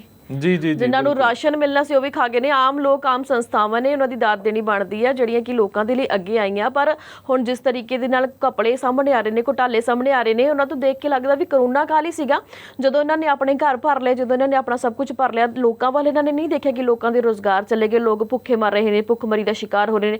ਕਿੰਨੇ ਲੋਕ ਨੇ ਜਿਨ੍ਹਾਂ ਨੇ ਉਦੋਂ ਤੰਗ ਹੋ ਕੇ ਖੁਦਕੁਸ਼ੀ ਕਰ ਲਈ, ਪਰ ਇਹ ਵਿਧਾਇਕ ਨੇ ਜਿਹੜੇ ਸਭ ਕੁਝ ਵੇਚ ਵੱਟ ਕੇ ਖਾ ਗਏ। ਕਰੋਨਾ ਕਾਲ ਦੇ ਚੱਲਦਿਆਂ ਹੀ ਰੇਤੇ ਦੀਆਂ ਖੱਡਾਂ ਖਾ ਗਏ, ਕਰੋਨਾ ਕਾਲ ਦੇ ਚੱਲਦਿਆਂ ਹੀ ਕਣਕ ਦੇ ਜਿਹੜੇ ਟੈਂਡਰ ਨੇ ਉਹ ਲੈ ਕੇ ਉਹ ਸਭ ਹੜਪ ਗਏ, ਦਰਖਤ ਖਾ ਗਏ, ਪਤਾ ਨਹੀਂ ਕੀ ਹੈ ਜਿਹੜਾ ਸਭ ਕੁਝ ਖਾ ਗਏ ਨੇ ਸਾਡੇ ਵਿਧਾਇਕ। ਤਾਂ ਇਹਨਾਂ ਤੋਂ ਆਪਾਂ ਕੀ ਆਸ ਰੱਖ ਸਕਦੇ ਹਾਂ? ਬਿਲਕੁਲ, ਜਿਹੜੀ ਤੁਸੀਂ ਖਾਣ ਵਾਲੀ ਗੱਲ ਕੀਤੀ ਹੈ ਨਵਦੀਪ, ਮੈਨੂੰ ਯਾਦ ਆ ਗਿਆ ਕਿ ਮਿਹਦੇ ਬੜੇ ਹਜਮ ਨੇ ਸਾਡੇ ਲੀਡਰਾਂ ਦੇ। ਕਹਿੰਦੇ ਵੀ ਸੜਕਾਂ ਵੀ ਚੱਬ ਜਾਂਦੇ ਨੇ ਹੈ ਤੇ ਪੁਲ ਵੀ ਖਾ ਜਾਂਦੇ ਨੇ ਤੇ ਸਾਰਾ ਕੁਝ, ਰੇਤਾ ਬਜਰੀ ਵੀ ਹਜਮ ਹੋ ਜਾਂਦਾ। ਕਹਿੰਦੇ ਵੀ ਹਾਜਮੋਲਾ ਦੀ ਵੀ ਲੋੜ ਹੀ ਨਹੀਂ ਪੈਂਦੀ ਹੈਗੀ, ਸਾਰਾ ਕੁਝ ਹੀ ਹਜਮ ਕਰ ਜਾਂਦੇ ਨੇ। ਬੜੇ ਕਾਮਯਾਬ ਮਿਹਦੇ ਨੇ ਇਹਨਾਂ ਦੇ, ਆਪਾਂ ਕਹਿ ਸਕਦੇ ਹਾਂ। ਤੋਂ ਪਰ ਨਵਦੀਪ, ਚਲੋ ਇਹ ਹਾਸੇ ਵਾਲੀ ਗੱਲ ਹੈ, ਪਰ ਇੱਕ ਗੱਲ ਜ਼ਰੂਰ ਸੋਚਣ ਵਾਲੀ ਹੈ ਕਿ ਉਹ ਗਰੀਬ ਬੰਦਾ ਜਾਂ ਆਮ ਬੰਦਾ ਉਹ ਕਿੰਨਾ ਅਫੈਕਟਡ ਹੁੰਦਾ ਇਹਨਾਂ ਚੀਜ਼ਾਂ ਦੇ ਨਾਲ। ਉਹ ਜਦੋਂ ਇਹ ਸੋਚਦਾ ਹੈ ਕਿ ਅੱਜ ਇਹ ਵਿਧਾਇਕਾਂ ਨੂੰ ਇਹ ਚੇਤਾ ਆ ਗਿਆ ਕਿ ਅਸੀਂ ਲੋਨ ਲਏ ਨੇ ਤੇ ਸਾਨੂੰ ਵਾਪਸ ਕਰਨ ਦੇ ਵਿੱਚ ਸਮੱਸਿਆ ਆਏਗੀ, ਤੇ ਜੇ ਸਾਡੀ ਪੈਨਸ਼ਨ ਜਿਹੜੀ ਆ ਉਹ ਨਵੀਂ ਸਕੀਮ ਦੇ ਨਾਲ, ਨਵੇਂ ਕਾਨੂੰਨ ਦੇ ਨਾਲ ਜੇ ਹੋਣ ਲੱਗ ਗਈ ਤੇ ਉਹ ਲੋਕ ਕੀ ਕਰਨ ਜਿਨ੍ਹਾਂ ਨੂੰ ਆਪਣੇ ਫਿਊਚਰ ਦਾ ਪਤਾ ਹੀ ਨਹੀਂ। ਬਿਲਕੁਲ, ਜਿਨ੍ਹਾਂ ਨੇ ਤੁਹਾਨੂੰ ਵੋਟਾਂ ਪਾਈਆਂ ਨੇ, ਜਿਹੜੇ ਆਸ ਰੱਖਦੇ ਨੇ ਕਿ ਵਿਧਾਨ ਸਭਾ ਜਾਂ ਲੋਕ ਸਭਾ ਦੇ ਵਿੱਚ ਸਾਡੀ ਵੀ ਕੋਈ ਗੱਲ ਜਿਹੜੀ ਆ ਹੋ ਜਾਏਗੀ, ਸਾਡਾ ਵੀ ਫਿਊਚਰ ਕਦੇ ਸਿਕਿਉਰ ਹੋ ਜਾਊਗਾ, ਤੇ ਉਹ ਲੋਕ ਕਿਹਦੇ ਵੱਲ ਦੇਖਣ? ਉਹ ਲੋਕ ਕੀ ਕਰਨ? ਉਹ ਲੋਕ ਪਰੇਸ਼ਾਨ ਹੀ ਹੋਣਗੇ ਨਾ। ਫਿਰ ਅਸੀਂ ਕਹਿੰਦੇ ਹਾਂ ਕਿ ਸਾਡਾ ਨੌਜਵਾਨ ਬਾਹਰ ਜਾਂਦਾ, ਇਸੇ ਕਰਕੇ ਬਾਹਰ ਜਾਂਦਾ। ਜੀ ਬਿਲਕੁਲ। ਤੇ ਕਾਲਰ ਵੀ ਲਗਾਤਾਰ ਸਾਡੇ ਨਾਲ ਪਹੁੰਚ ਰਹੇ ਨੇ, ਉਹਨਾਂ ਦੇ ਨਾਲ ਵੀ ਗੱਲਬਾਤ ਕਰਦੇ ਜਾਵਾਂਗੇ। ਸਤਿ ਸ਼੍ਰੀ ਅਕਾਲ ਜੀ, ਸਵਾਗਤ ਹੈ ਜੀ ਤੁਹਾਡਾ। ਹਾਂਜੀ, ਸਤਿ ਸ਼੍ਰੀ ਅਕਾਲ ਜੀ। ਸਤਿ ਸ਼੍ਰੀ ਅਕਾਲ ਕੁਲਾਰ ਸਾਹਿਬ। ਹਾਂਜੀ ਕੁੜੀਏ, ਕੀ ਹਾਲ ਚਾਲ ਆ? ਜੀ ਬਹੁਤ ਵਧੀਆ ਜੀ, ਤੁਸੀਂ ਸੁਣਾਓ ਆਪਣੀ। ਬ੍ਰਦਰ, ਤੁਹਾਨੂੰ ਵੀ ਸਤਿ ਸ਼੍ਰੀ ਅਕਾਲ ਜੀ। ਸਤਿ ਸ਼੍ਰੀ ਅਕਾਲ ਜੀ। ਸਤਿ ਸ਼੍ਰੀ ਅਕਾਲ। ਜਿੰਨੀਆਂ ਤੁਸੀਂ ਹੁਣ ਤੱਕ ਮੈਂ ਤੁਹਾਡਾ ਪ੍ਰੋਗਰਾਮ ਸੁਣਦਾ ਸੀ ਜੀ, ਜੋ ਕੁਝ ਤੁਸੀਂ ਕੰਪਲੇਂਟ ਜਾਂ ਜੋ ਵੀ ਮਜਬੂਰੀਆਂ, ਜੋ ਵੀ ਆ ਰਹੀਆਂ ਪ੍ਰੋਬਲਮਾਂ ਇੰਡੀਆ ਦੇ ਵਿੱਚ, ਤੁਸੀਂ ਸਾਰੀਆਂ ਗੱਲਾਂ ਕੀਤੀਆਂ। ਜੋ ਗੁਰਦੁਆਰੇ ਦੇ ਵਿੱਚ ਝੜਪ ਹੋਈ, ਇਹ ਪੈਸਾ ਖਾ ਗਿਆ, ਕੋਈ ਪੈਸਾ ਲੋਟ ਰਿਹਾ। ਗੁਰਬਾਣੀ ਦਾ ਇੱਕ ਸ਼ਬਦ ਹੈ ਜੀ, ਮਾਇਆ ਹੋਈ ਜਾਂ ਨਾਗਨੀ ਜਗਤ ਰਹੀ ਲਪਟਾਏ, ਇਸ ਕੀ ਸੇਵਾ ਜੋ ਕਰੇ ਤਿਸ ਹੀ ਕੋ ਫਿਰ ਖਾਏ। ਗੁਰਮੁਖ ਕੋਈ ਗਾਰੜੂ ਜਿਨ ਮਲ ਦਲ ਲਾਈ ਪਾਏ, ਨਾਨਕ ਸਹੀ ਉਬਰੇ ਜੋ ਸੱਚ ਰਹੇ ਲਵਲਾਏ। ਜੋ ਕੂਕਰ ਹਲਕਾਇਆ ਧਾਵੇ ਦਹਿ ਦਸ ਜਾਏ, ਲੋਭੀ ਜੰਤ ਨ ਜਾਣੀ ਭੁੱਖ ਅਭੁੱਖ ਸਭ ਖਾਏ। ਜਦੋਂ ਮਾਇਆ ਡੰਗ ਮਾਰਦੀ ਆ ਨਾ ਤੇ ਮਨੁੱਖ ਹਲਕ ਜਾਂਦਾ। ਹਲਕਿਆਂ ਹੋਇਆਂ ਦੀ ਤਸਵੀਰ ਤੁਹਾਡੇ ਸਾਹਮਣੇ ਗੁਰਦੁਆਰੇ ਦੇ ਵਿੱਚ ਆਈ ਹੈ। ਹਲਕਿਆਂ ਹੋਇਆਂ ਦੀ ਤਸਵੀਰ ਤੁਹਾਡੇ ਸਾਡੇ ਲੀਡਰਾਂ ਦੇ ਵਿੱਚ ਆਈ ਹੈ। ਹਲਕਿਆਂ ਹੋਇਆਂ ਦੀ ਲਾਲਚੀ ਬੰਦੇ ਦੀ ਤੁਲਨਾ ਹਲਕੇ ਹੋਏ ਕੁੱਤੇ ਦੇ ਬਰਾਬਰ ਕੀਤੀ ਹੈ। ਜਿਉਂ ਕੂਕਰ ਹਲਕਾਇਆ, ਹਲਕਿਆ ਹੋਇਆ ਕੁੱਤਾ ਹੁੰਦਾ ਨਾ, ਧਾਵੇ ਦਹਿ ਦਸ ਜਾਏ, ਦਸੀ ਪਾਸੀ ਦੌੜਦਾ ਨਾ, ਲੋਭੀ ਜੰਤ ਨਾ ਜਾਣੀ ਭੁੱਖ ਅਭੁੱਖ ਸਭ ਖਾਏ। ਇਹ ਲਾਲਚੀ ਕੁੱਤੇ ਨੇ। ਗੁੱਸਾ ਨਾ ਕਰਿਓ ਮੇਰੀ ਗੱਲ ਦਾ। ਜਿੰਨੇ ਸਾਡੇ ਧਾਰਮਿਕ ਲੀਡਰ ਨੇ ਸਿੱਖ ਕੌਮ ਦੇ, ਜਿੰਨੇ ਸਾਡੇ ਸਿਆਸੀ ਲੀਡਰ ਨੇ, ਸਾਰੇ ਚੋਰ ਨੇ ਜੀ, ਸਾਰੇ ਹਲਕੇ ਹੋਏ ਕੁੱਤੇ ਨੇ। ਜਿੰਨਾ ਚਿਰ ਸਾਨੂੰ ਗੁਰੂ ਦੇ ਸ਼ਬਦ ਦਾ ਗਿਆਨ ਨਹੀਂ ਹੁੰਦਾ, ਉਹਨਾਂ ਚਿਰ ਸਾਨੂੰ ਹੋਸ਼ ਨਹੀਂ ਆਊਗੀ। ਅਸੀਂ ਮਾਇਆ ਦੇ ਡੰਗੇ ਹੋਏ ਆ। ਗੁਰਦੁਆਰੇ 'ਚ ਕਾਹਦੀ ਲੜਾਈ ਹੈ ਪ੍ਰਧਾਨਗੀ ਦੀ? ਕਿਹੜੇ ਗੁਰਦੁਆਰੇ 'ਚ ਲੜਾਈ ਹੈ ਨਹੀਂ। ਸਾਡੇ ਨਾਰਥ ਅਮਰੀਕਾ ਦੇ ਕਿਸੇ ਗੁਰਦੁਆਰੇ ਦਾ ਨਾਂ ਲਓ, ਹਰੇਕ 'ਚ ਲੜਾਈ ਆ। ਕਿਉਂਕਿ ਕੁੱਕਰ ਹਲਕਾ ਗਿਆ, ਸ਼ਬਦ ਦਾ ਗਿਆਨ ਹੈ ਨਹੀਂ, ਭੁੱਖ ਨਹੀਂ ਮਿਟੀ, ਭੁੱਖਿਆਂ ਭੁੱਖ ਨਾ ਉਤਰੀ। ਇਹਨਾਂ ਨੇ ਕੌਮ ਦਾ ਨਾਸ ਕਰਕੇ ਰੱਖ ਦਿੱਤਾ। ਇਹ ਤਾਂ ਪ੍ਰਮਾਤਮਾ ਸਮੱਤ ਬਖਸ਼ੇ ਤਾਂ ਆਊਗਾ। ਪਰ ਤੁਹਾਨੂੰ ਮੈਂ ਇੱਕ ਗੱਲ ਦੱਸਦਾ ਵੀ ਜੇ ਤੁਸੀਂ ਜੀਵਨ ਬਣਾਉਣਾ ਤੇ ਬਾਣੀ ਦੇ ਪਿੱਛੇ ਤੁਰੀਦਾ ਹੁੰਦਾ। ਜੇ ਬਾਣੀ ਦੇ ਪਿੱਛੇ ਤੁਰੀਏ ਤਾਂ ਬੜਾ ਸਵਾਦ ਰਹਿੰਦਾ ਜੀ। ਮੈਂ ਇਹ ਤਾਂ ਕਹਿੰਦਾ ਨਹੀਂ ਵੀ ਮੇਰਾ ਐਕਸਪੀਰੀਅੰਸ ਆ, ਪਰ ਆਨੰਦ ਹੈ। ਸੋ ਇਸ ਕਰਕੇ ਹਲਕੇ ਹੋਏ ਕੁੱਤੇ ਨੇ ਸਾਰੇ। ਗੁੱਸਾ ਨਾ ਕਰੋ ਮੇਰੀ ਗੱਲ ਦਾ। ਕੋਈ ਵੀ ਵਰਡ ਕਿਹੋ ਜਿਹਾ ਵਰਤ ਰਿਹਾ, ਇਹਨਾਂ ਲਈ ਕੋਈ ਸ਼ਬਦ ਹੀ ਹੈ ਨਹੀਂ ਵਰਤਣ ਲਈ। ਇਦੋਂ ਥੱਲੇ ਦਾ ਵੀ ਕੋਈ ਸ਼ਬਦ ਹੋਵੇ ਨਾ ਕੁੱਤੇ ਤੋਂ, ਉਹ ਵੀ ਵਰਤਿਆ ਜਾਵੇ ਤਾਂ ਬਹੁਤ। ਤੀਜਾ ਬੰਦਾ ਸਾਡੀ ਪੱਗ ਨੂੰ ਹੱਥ ਪਾਉਂਦਾ ਤੇ ਅਸੀਂ ਕੁਰਲਾ ਕੇ ਉੱਠਦੇ ਆ। ਤੇ ਅੱਜ ਸ਼੍ਰੋਮਣੀ ਕਮੇਟੀ ਦੇਖ ਲਓ, ਅਕਾਲ ਤਖਤ ਦੇਖ ਲਓ, ਜੋ ਮਰਜ਼ੀ ਦੇਖ ਲਓ ਜੀ। ਜੇ ਇੱਕ ਵੀ ਗੱਲ ਤੇ ਇਹ ਮੇਰੇ ਨਾਲ ਸ਼ਰਤ ਰੱਖ ਕੇ ਡਿਬੇਟ ਰੱਖ ਲੈਣ, ਜੇ ਇੱਕ ਵੀ, ਮੈਂ ਇੱਕ ਫਕੀਰ ਬੰਦਾ ਜੀ, ਮੇਰਾ ਸਿਰ ਮੂੰਹ ਮੁੰਨਿਆ, ਕਲੀਨ ਸ਼ੇਵਾ, ਕੈਨੇਡਾ 'ਚ ਰਹਿਣਾ, ਇੱਕ ਵੀ ਗੱਲ ਦਾ ਜਵਾਬ ਦੇ ਦੇਣ ਬਾਣੀ ਦੇ ਆਧਾਰ ਦੇ ਉੱਤੇ, ਤੇ ਜੁੱਤੀ ਇਹਨਾਂ ਦੀ, ਸਿਰ ਮੇਰਾ। ਤੇ ਜੇ ਨਾ ਦੇ ਹੋਇਆ ਫਿਰ ਸੰਗਤ ਫੈਸਲਾ ਕਰੂਗੀ। ਇਹ ਭਾਜੀ ਕੌਮ ਦਾ ਇੱਕ ਸਿਰਫ ਆਵਾਜ਼ਾਂ ਵਾਲੇ ਨੇ। ਕੌਮ ਨਾ ਇਹ ਖੰਡੇ ਦੀ ਧਾਰ ਚੋਂ ਪੈਦਾ ਹੋਈ ਕਰਕੇ ਬਚੀ ਹੋਈ ਹੈ। ਇਹਨਾਂ ਦੀ ਸ਼ੱਕ ਕੱਢੀ ਜਾਣ ਵਾਲੀ, ਚਾਹੇ ਕੋਈ ਸਿਆਸੀ ਲੀਡਰ ਹੋਵੇ, ਚਾਹੇ ਕੋਈ ਧਾਰਮਿਕ ਹੋਵੇ। ਲੰਬੀ ਹੋ ਜਾਣੀ ਬ੍ਰਦਰ ਗੱਲ। ਤੁਹਾਡਾ ਟਾਈਮ ਕੀਮਤੀ ਆ। ਉੱਚਾ ਨੀਵਾਂ ਬੋਲਿਆ ਚੱਲਿਆ ਮਾਫ। ਜੋ ਕੁੱਕਰ ਹਲਕਾਇਆ, ਆਪਣੇ ਆਪ ਨੂੰ ਲਾਲਚੀ ਕੁੱਤੇ ਨਾ ਬਣਾਓ ਜੀ ਬਹੁਤ ਬਹੁਤ ਧੰਨਵਾਦ ਕੁਲਾਰ ਸਾਹਿਬ, ਤੁਸੀਂ ਸਾਡੇ ਨਾਲ ਜੁੜੇ, ਆਪਣਾ ਪੱਖ ਰੱਖਿਆ। ਇਸ ਤੋਂ ਬਾਅਦ ਆਪਾਂ ਅੱਗੇ ਕਾਲਰ ਦੇ ਨਾਲ ਜੁੜਾਂਗੇ ਜੀ। ਸਤਿ ਸ਼੍ਰੀ ਅਕਾਲ, ਸਵਾਗਤ ਹੈ ਤੁਹਾਡਾ। ਅੱਛਾ ਨਵਦੀਪ, ਮੈਂ ਭਨੇਰ ਬੋਲਦਾ ਜੀ ਬੰਦੇਰ ਸਾਹਿਬ, ਸਵਾਗਤ ਹੈ ਜੀ ਤੁਹਾਡਾ। ਦੇਖੋ ਗੱਲ ਇਹ ਹੁਣ ਕੋਈ ਅੱਜ ਕਾਨੂੰਨ ਗਵਰਨਮੈਂਟ ਪਾਸ ਕਰਦੇ ਆ, ਬਲਾਤਕਾਰੀ ਵੀ ਕਰਦੀ ਹੈ, ਕੋਈ ਕਾਸਟ ਦੇ ਵਿੱਚ ਕਾਨੂੰਨ ਅੱਜ ਪਾਸ ਕਰਦੀ ਹੈ, ਇਹਦਾ ਕੋਈ ਤਰਕ ਨਹੀਂ ਬਣਦਾ। ਪਿਛਲੇ ਤੇ ਲਾਗੂ ਨਹੀਂ ਹੋਵੇਗਾ ਵੀ ਹੁਣ ਦਾ ਲਾਗੂ ਹੋਇਓ, ਇਹ ਕੀ ਗੱਲ ਬਣਦੀ ਆ? ਕਾਨੂੰਨ ਅੱਜ ਗਵਰਨਮੈਂਟ ਨੇ ਪਾਸ ਕਰਤਾ, ਕੁਛ ਲਾਗੂ ਹੋਣਾ ਹੀ ਹੋਣਾ, ਸਭ ਦੇ ਲਾਗੂ ਹੋਣਾ ਜੀ। ਇਹ ਕੋਈ ਤਰਕ ਦਾ ਬਣਦਾ ਨਹੀਂਗਾ ਵੀ ਪੇਸ਼ਾਬ ਨੂੰ ਮਾਫ ਕਰ ਦਿਓ ਨਾ, ਅਸੀਂ ਮੋਢੇ ਇਹ ਕਤਲ ਕਰਨੀ ਉਹਨਾਂ ਨੇ ਸਜ਼ਾ ਇਹ ਦੇ ਦਿਓ ਤੁਸੀਂ, ਇਹ ਗੱਲ ਕੀ ਬਣੀ? ਹੁਣ ਜਿਹੜਾ ਆਹ ਤੁਸੀਂ ਕਹਿੰਦੇ ਪਾਂਡੇ ਰਕੇਸ਼ ਪਾਂਡੇ, ਇਹ ਮੇਰਾ ਪਿਓ ਵੀ ਪੈਨਸ਼ਨ ਲੈਂਦਾ ਰਿਹਾ, ਜੋਗਿੰਦਰਪਾਲ ਪਾਂਡੇ, ਇਹ ਰਕੇਸ਼ ਪਾਂਡਾ 2-3 ਪੈਨਸ਼ਨਾਂ, ਇਹਦਾ ਮੁੰਡੇ ਨੂੰ ਵੀ ਨੌਕਰੀ ਆਉਂਦਾ ਸੀਗਾ, ਕੰਨ ਕੋਈ ਨੌਕਰੀ ਆਉਂਦੀ ਸੀਗਾ ਕੈਪਟਨ, ਲੁਧਿਆਣੇ ਤੋਂ ਆਏ ਜੀ ਜੀ। ਤੇ ਬਾਕੀ ਇੱਕ ਗਿੱਲਾ ਤੋਂ ਆ ਕੁਲਦੀਪ ਸਿੰਘ ਬੈਦ ਜੋ ਹੈ ਦੂਜੇ ਭਾਈ ਨਾਲ ਦੂਜੇ ਨਾਲ ਹਰੀਆਣਾ ਨਾਲ, ਉਹ ਡੀਸੀ ਦੀ ਤਨਖਾਹ ਵੀ ਲੈਂਦਾ, ਡੀਸੀ ਦੀ ਪੈਨਸ਼ਨ ਲੱਗੀ ਆ ਉਹਨੂੰ, 2-3 ਪੈਨਸ਼ਨ ਇਹ ਲੈਂਦਾ ਨਾਲ। ਤੇ ਇਹ ਵੀ ਕਹਿੰਦਾ ਸਾਡਾ ਘਰ ਦਾ ਔਖਾ ਹੈ, ਘਰ ਦੇ ਸਾਰਾ ਟੱਬਰ ਚਾਹ ਬਣਾ ਕੇ ਦਿੰਦਾ ਜੇ ਕੋਈ ਬੰਦਾ ਆ ਜਾਂਦਾ ਤੇ ਚਲੋ ਲੋੜਾ ਹੈ, ਫਿਰ ਚਾਹ ਜੇ ਬੰਦਾ 10,000 ਰੁਪਏ ਲੈਂਦਾ ਉਹ ਨਹੀਂ ਚਾਹ ਘਰੇ ਬਣਾ ਕੇ ਦਿੰਦਾ ਲੋਕਾਂ ਨੂੰ। ਕਈ ਲੋਕ ਹੈ ਨੇ ਬੈਠੇ ਸਿਆਸਤ ਲੁੱਟਣ ਲਟਰੇ ਲੱਗੇ ਇਕੱਠੇ ਨੂੰ। ਜੀ ਜੀ ਬਹੁਤ ਬਹੁਤ ਧੰਨਵਾਦ ਬੰਦੇਰ ਸਾਹਿਬ, ਤੁਸੀਂ ਦੂਜੀ ਵਾਰ ਜੁੜੇ। ਸੋ ਅਗਲੇ ਕਾਲਰ ਦੇ ਨਾਲ ਵੀ ਜੁੜਾਂਗੇ ਜੀ। ਸਤਿ ਸ਼੍ਰੀ ਅਕਾਲ, ਸਵਾਗਤ ਹੈ ਤੁਹਾਡਾ। ਸਤਿ ਸ਼੍ਰੀ ਅਕਾਲ ਜੀ। ਮੈਮ ਪਿਛਲੇ ਦਿਨੀ ਇੱਕ ਬਿਆਨ ਆਇਆ ਹਰਪ੍ਰੀਤ ਸਿੰਘ ਜਥੇਦਾਰ ਦਾ ਜੀ ਕਿ ਗੋਲਕਾਂ ਪਿੱਛੇ ਲੜਦੇ ਪਏ ਨੇ। ਲੋਕ ਕਹਿੰਦੇ ਕਿ ਬਹੁਤ ਵਧੀਆ ਬਿਆਨ ਦਿੱਤਾ ਇਹਨਾਂ ਨੇ, ਪਹਿਲੀ ਵਾਰੀ ਬਿਆਨ ਦਿੱਤਾ ਬਹੁਤ ਵਧੀਆ, ਪਰ ਉਹਨਾਂ ਬਿਆਨ ਫੇਰ ਬਾਦਲਾਂ ਦੇ ਹੱਕ 'ਚ ਦਿੱਤਾ ਕਿਉਂਕਿ ਸਿਮਰਜੀਤ ਮਾਨ ਨੇ SGPC ਚੋਣਾਂ ਦੀ ਮੰਗ ਕੀਤੀ, ਵੱਡਾ ਇਕੱਠ ਕੀਤਾ, ਉਹਨੇ ਬਿਆਨ ਦਿੱਤਾ ਵੀ ਲੋਕ ਗੋਲਕਾਂ ਪਿੱਛੇ ਲੜਦੇ, ਉਹਦਾ ਇਸ਼ਾਰਾ ਸਿਰਫ ਸਿਮਰਜੀਤ ਮਾਨ ਵਾਲੇ। ਕੀ ਗੱਲ ਉਹ ਕਿਉਂ ਨਹੀਂ ਮੰਗ ਕਰਦਾ ਜੀ ਇਹਦੀਆਂ ਇਲੈਕਸ਼ਨ ਹੋਣੀ ਚਾਹੀਦੀ ਹੈ? ਜੀ ਬਿਲਕੁਲ, ਧੰਨਵਾਦ ਜੀ ਬਹੁਤ ਬਹੁਤ ਧੰਨਵਾਦ, ਤੁਸੀਂ ਸਾਡੇ ਨਾਲ ਜੁੜੇ। ਅਗਲੇ ਕਾਲਰ ਦੇ ਨਾਲ ਵੀ ਜੁੜਾਂਗੇ ਜੀ। ਸਤਿ ਸ਼੍ਰੀ ਅਕਾਲ, ਸਵਾਗਤ ਹੈ ਤੁਹਾਡਾ। ਗੱਲਾਂ ਹੋ ਗਈਆਂ ਵਿੱਚ, ਚਲੋ ਹੈਲੋ ਸਤਿ ਸ਼੍ਰੀ ਅਕਾਲ ਨਵਦੀਪ। ਸਤਿ ਸ਼੍ਰੀ ਅਕਾਲ ਜੀ, ਸਵਾਗਤ ਹੈ ਜੀ ਤੁਹਾਡਾ। ਨਵਦੀਪ ਸਤਿ ਸ਼੍ਰੀ ਅਕਾਲ ਭਾਜੀ, ਸਤਿ ਸ਼੍ਰੀ ਅਕਾਲ ਜੀ ਦੋਨਾਂ ਨੂੰ ਜੀ। ਆਪਣੇ ਨਵਦੀਪ ਮੈਂ ਆਪਣੇ ਕੁਲਾਰ ਸਾਡੇ ਆਪਣੇ ਪੁਰਾਣੇ ਕਾਲਰ ਹੈ ਉਹਨਾਂ ਨਾਲ ਮੈਂ 100% ਸਹਿਮਤ ਹਾਂ। ਦੇਖੋ ਪੂਰੀ ਸੱਚਾਈ ਪੇਸ਼ ਕੀਤੀ ਜਿਹੜੇ ਆ ਪੰਜਾਬ ਦੇ ਜੋ ਕੁਛ ਹੋ ਰਿਹਾ ਸਿਆਸੀ ਲੀਡਰ ਔਰ ਧਾਰਮਿਕ ਲੀਡਰ ਕੀ ਕਰ ਰਹੇ ਆ ਜੀ। ਤੇ ਬਾਕੀ ਦੇਖੋ ਮੈਂ ਆਪਣੇ ਜਿੰਨੀ ਸਿਆਸੀ ਲੀਡਰ ਨੇ ਪੋਜੀਸ਼ਨਾਂ ਪਾਈਆਂ, ਇਹਨਾਂ ਸ਼ਰਮ ਆਉਣੀ ਚਾਹੀਦੀ ਆ, ਡੁੱਬ ਕੇ ਮਰਨਾ ਚਾਹੀਦਾ। ਦੇ ਲੋ ਪੋਜੀਸ਼ਨਾਂ ਪਾਉਂਦੇ, ਇਹਨਾਂ ਨੂੰ ਇਹ ਨਹੀਂ ਪਤਾ ਵੀ ਅਸੀਂ ਲੋਕ ਇੱਕ ਪਾਸੇ ਕਹਿੰਦੇ ਰਾਜਨੀਤੀ ਸੇਵਾ, ਇਹ ਸੇਵਾ ਕਰਦੇ ਨੇ। ਦੇਖੋ ਦੇਖੋ ਇੱਕ ਪੈਨਸ਼ਨ ਵਿਚਾਰੇ ਜਿਹੜੇ ਮੁਲਾਜ਼ਮ ਆ ਵਿਚਾਰੇ ਇੱਕ ਪੈਨਸ਼ਨ ਵੀ ਨਹੀਂ ਵਿਚਾਰੇ ਮਿਲਦੀ, ਉਹਨਾਂ ਵਾਸਤੇ ਲਾਅ ਹੈਗਾ ਜੀ 2002 ਦੇ ਵਿੱਚ ਲਾਅ ਪਾਸ ਕਰ ਤੁਹਾਨੂੰ ਆਪਣੀ ਪੈਨਸ਼ਨ ਨਹੀਂ ਮਿਲਣੀ। ਜਦੋਂ ਇਹਨਾਂ ਨੂੰ ਸ਼ਰਮ ਨਹੀਂ ਆਉਣੀ ਤੇ ਆਉਣੀ ਚਾਹੀਦੀ ਜੀ। ਦੇਖੋ ਪੂਰਾ ਜੀ ਆਪਣੇ ਗੱਡੀਆਂ ਵੀ ਇਹਨਾਂ ਦੀ ਆਪਣੇ ਟੈਕਸ ਪੇਡ ਬਣੀ ਦੀਆਂ ਆਪਣੇ ਗੱਡੀਆਂ ਯੂਜ਼ ਕਰਦੇ ਨੇ, ਬਾਕੀ ਤੇਲ ਵੀ ਉੱਥੋਂ ਯੂਜ਼ ਕਰਦੇ ਨੇ, ਤੇ ਬਾਕੀ ਤੇ ਘਰ ਵਾਸਤੇ ਨੌਕਰ ਚਾਕਰ ਔਰ ਬੰਗਲੇ ਸਭ ਇਹਨਾਂ ਨੂੰ ਸਰਕਾਰੀ ਖਜ਼ਾਨੇ ਚ ਮਿਲਦੇ ਆ ਜੀ। ਜਦੋਂ ਹੁਣ ਜਦੋਂ ਪਟੀਸ਼ਨਾਂ ਪਾਉਂਦੇ ਆ ਜੀ, ਸਮਝ ਨਹੀਂ ਆਉਂਦੀ ਜਦੋਂ ਇਹਨਾਂ ਲੋਕਾਂ ਨੂੰ ਕੀ ਕਰਨਗੇ। ਇਹ ਤਾਂ ਜੀ ਆਪਣੇ ਵੋਟਰਾਂ ਨੂੰ ਆਪਣੇ ਬਣਨਾ ਚਾਹੀਦਾ ਥੋੜੇ ਸਿਆਣੇ, ਜਿਹਨਾਂ ਤੇ ਵੋਟਰ ਸਿਆਣੇ ਨਹੀਂ ਹੁੰਦੇ, ਲੋਕੀ ਆਪਣੇ ਜਨਹਿਤ ਦੇ ਵਿੱਚ ਪਟੀਸ਼ਨ ਦੇ ਖਿਲਾਫ ਪਾਉਣ, ਲੋਕੀ ਬੋਲਣ ਤਾਂ ਇਹਨਾਂ ਨੂੰ ਅਕਲ ਆਉਣੀ ਹੈ ਜੀ। ਇਹ ਕਹਿੰਦੇ ਰਾਜਨੀਤੀ ਸੇਵਾ ਕਰਦੇ, ਸੇਵਾ ਦੇ ਲੋਕ ਕਰਦੇ ਜੀ। ਜੀ ਜੀ ਬਿਲਕੁਲ, ਨਜ਼ਾਰੇ ਲੈਂਦੇ ਸਾਡੇ ਟੈਕਸ ਪੇਡ ਮਨੀ ਤੇ ਸਾਡੇ ਆਪਣੇ ਨਜ਼ਾਰੇ ਲੈਂਦੇ। ਮੈਂ ਓਕੇ ਭੈਣ ਜੀ, ਥੈਂਕ ਯੂ ਜੀ। ਜੀ ਬਹੁਤ ਬਹੁਤ ਧੰਨਵਾਦ ਜੀ, ਤੁਸੀਂ ਸਾਡੇ ਨਾਲ ਜੁੜੇ। ਅਗਲੇ ਕਾਲਰ ਦੇ ਨਾਲ ਵੀ ਜੁੜਾਂਗੇ ਜੀ। ਸਤਿ ਸ਼੍ਰੀ ਅਕਾਲ, ਸਵਾਗਤ ਹੈ ਤੁਹਾਡਾ। ਸਤਿ ਸ਼੍ਰੀ ਅਕਾਲ ਜੀ। ਸਤਿ ਸ਼੍ਰੀ ਅਕਾਲ ਜੀ। ਹਾਂਜੀ ਮੈਂ ਪ੍ਰੋਗਰਾਮ ਸੁਣਦਾ, ਬਹੁਤ ਵਧੀਆ ਪ੍ਰੋਗਰਾਮ ਆ। ਤੇ ਭਾਜੀ ਉਹਨਾਂ ਨੇ ਕੈਨੇਡਾ ਤੋਂ ਵੀ ਬਹੁਤ ਵਧੀਆ ਕਿਹਾ, ਇਹ ਕੁੱਤਿਆਂ ਨੂੰ ਵੀ ਬੰਦੇ ਬਣਾਉਣਾ ਸਾਡੇ ਬੰਦਿਆਂ ਦੇ ਸੰਗਤਾਂ ਦੇ ਹੱਥ ਵਿੱਚ ਆ। ਮੈਂ ਤਾਂ ਇੱਕੋ ਸੁਝਾਅ ਦੇਣਾ ਚਾਹੁੰਦਾ ਆ ਗੋਲਕ ਦੀ ਲੜਾਈ ਬਾਰੇ ਮੈਂ ਦੇਖਿਆ ਵੀ ਸਾਰੇ ਚੈਨਲਾਂ ਤੇ, ਆਪਾਂ ਜੇ ਸਾਰੀ ਸਾਧ ਸੰਗਤ ਚਾਹੀਏ ਜੋ ਆਪਾਂ ਗੁਰੂ ਘਰ ਗੋਲਕ 'ਚ ਪੈਸਾ ਪਾਉਂਦੇ ਆ 6-6 ਮਹੀਨੇ ਭਾਵੇਂ ਇਹਨਾਂ ਲਈ ਆਪਣਾ ਵੱਖਰਾ ਫੇਵਰੇਟ ਕੱਢ ਕੇ ਰੱਖ ਲਓ। ਇਹ ਦੋਨਾਂ ਪਾਰਟੀਆਂ ਨੂੰ 6 ਮਹੀਨਿਆਂ 'ਚ ਅਕਲ ਆ ਜਾਣੀ ਆ।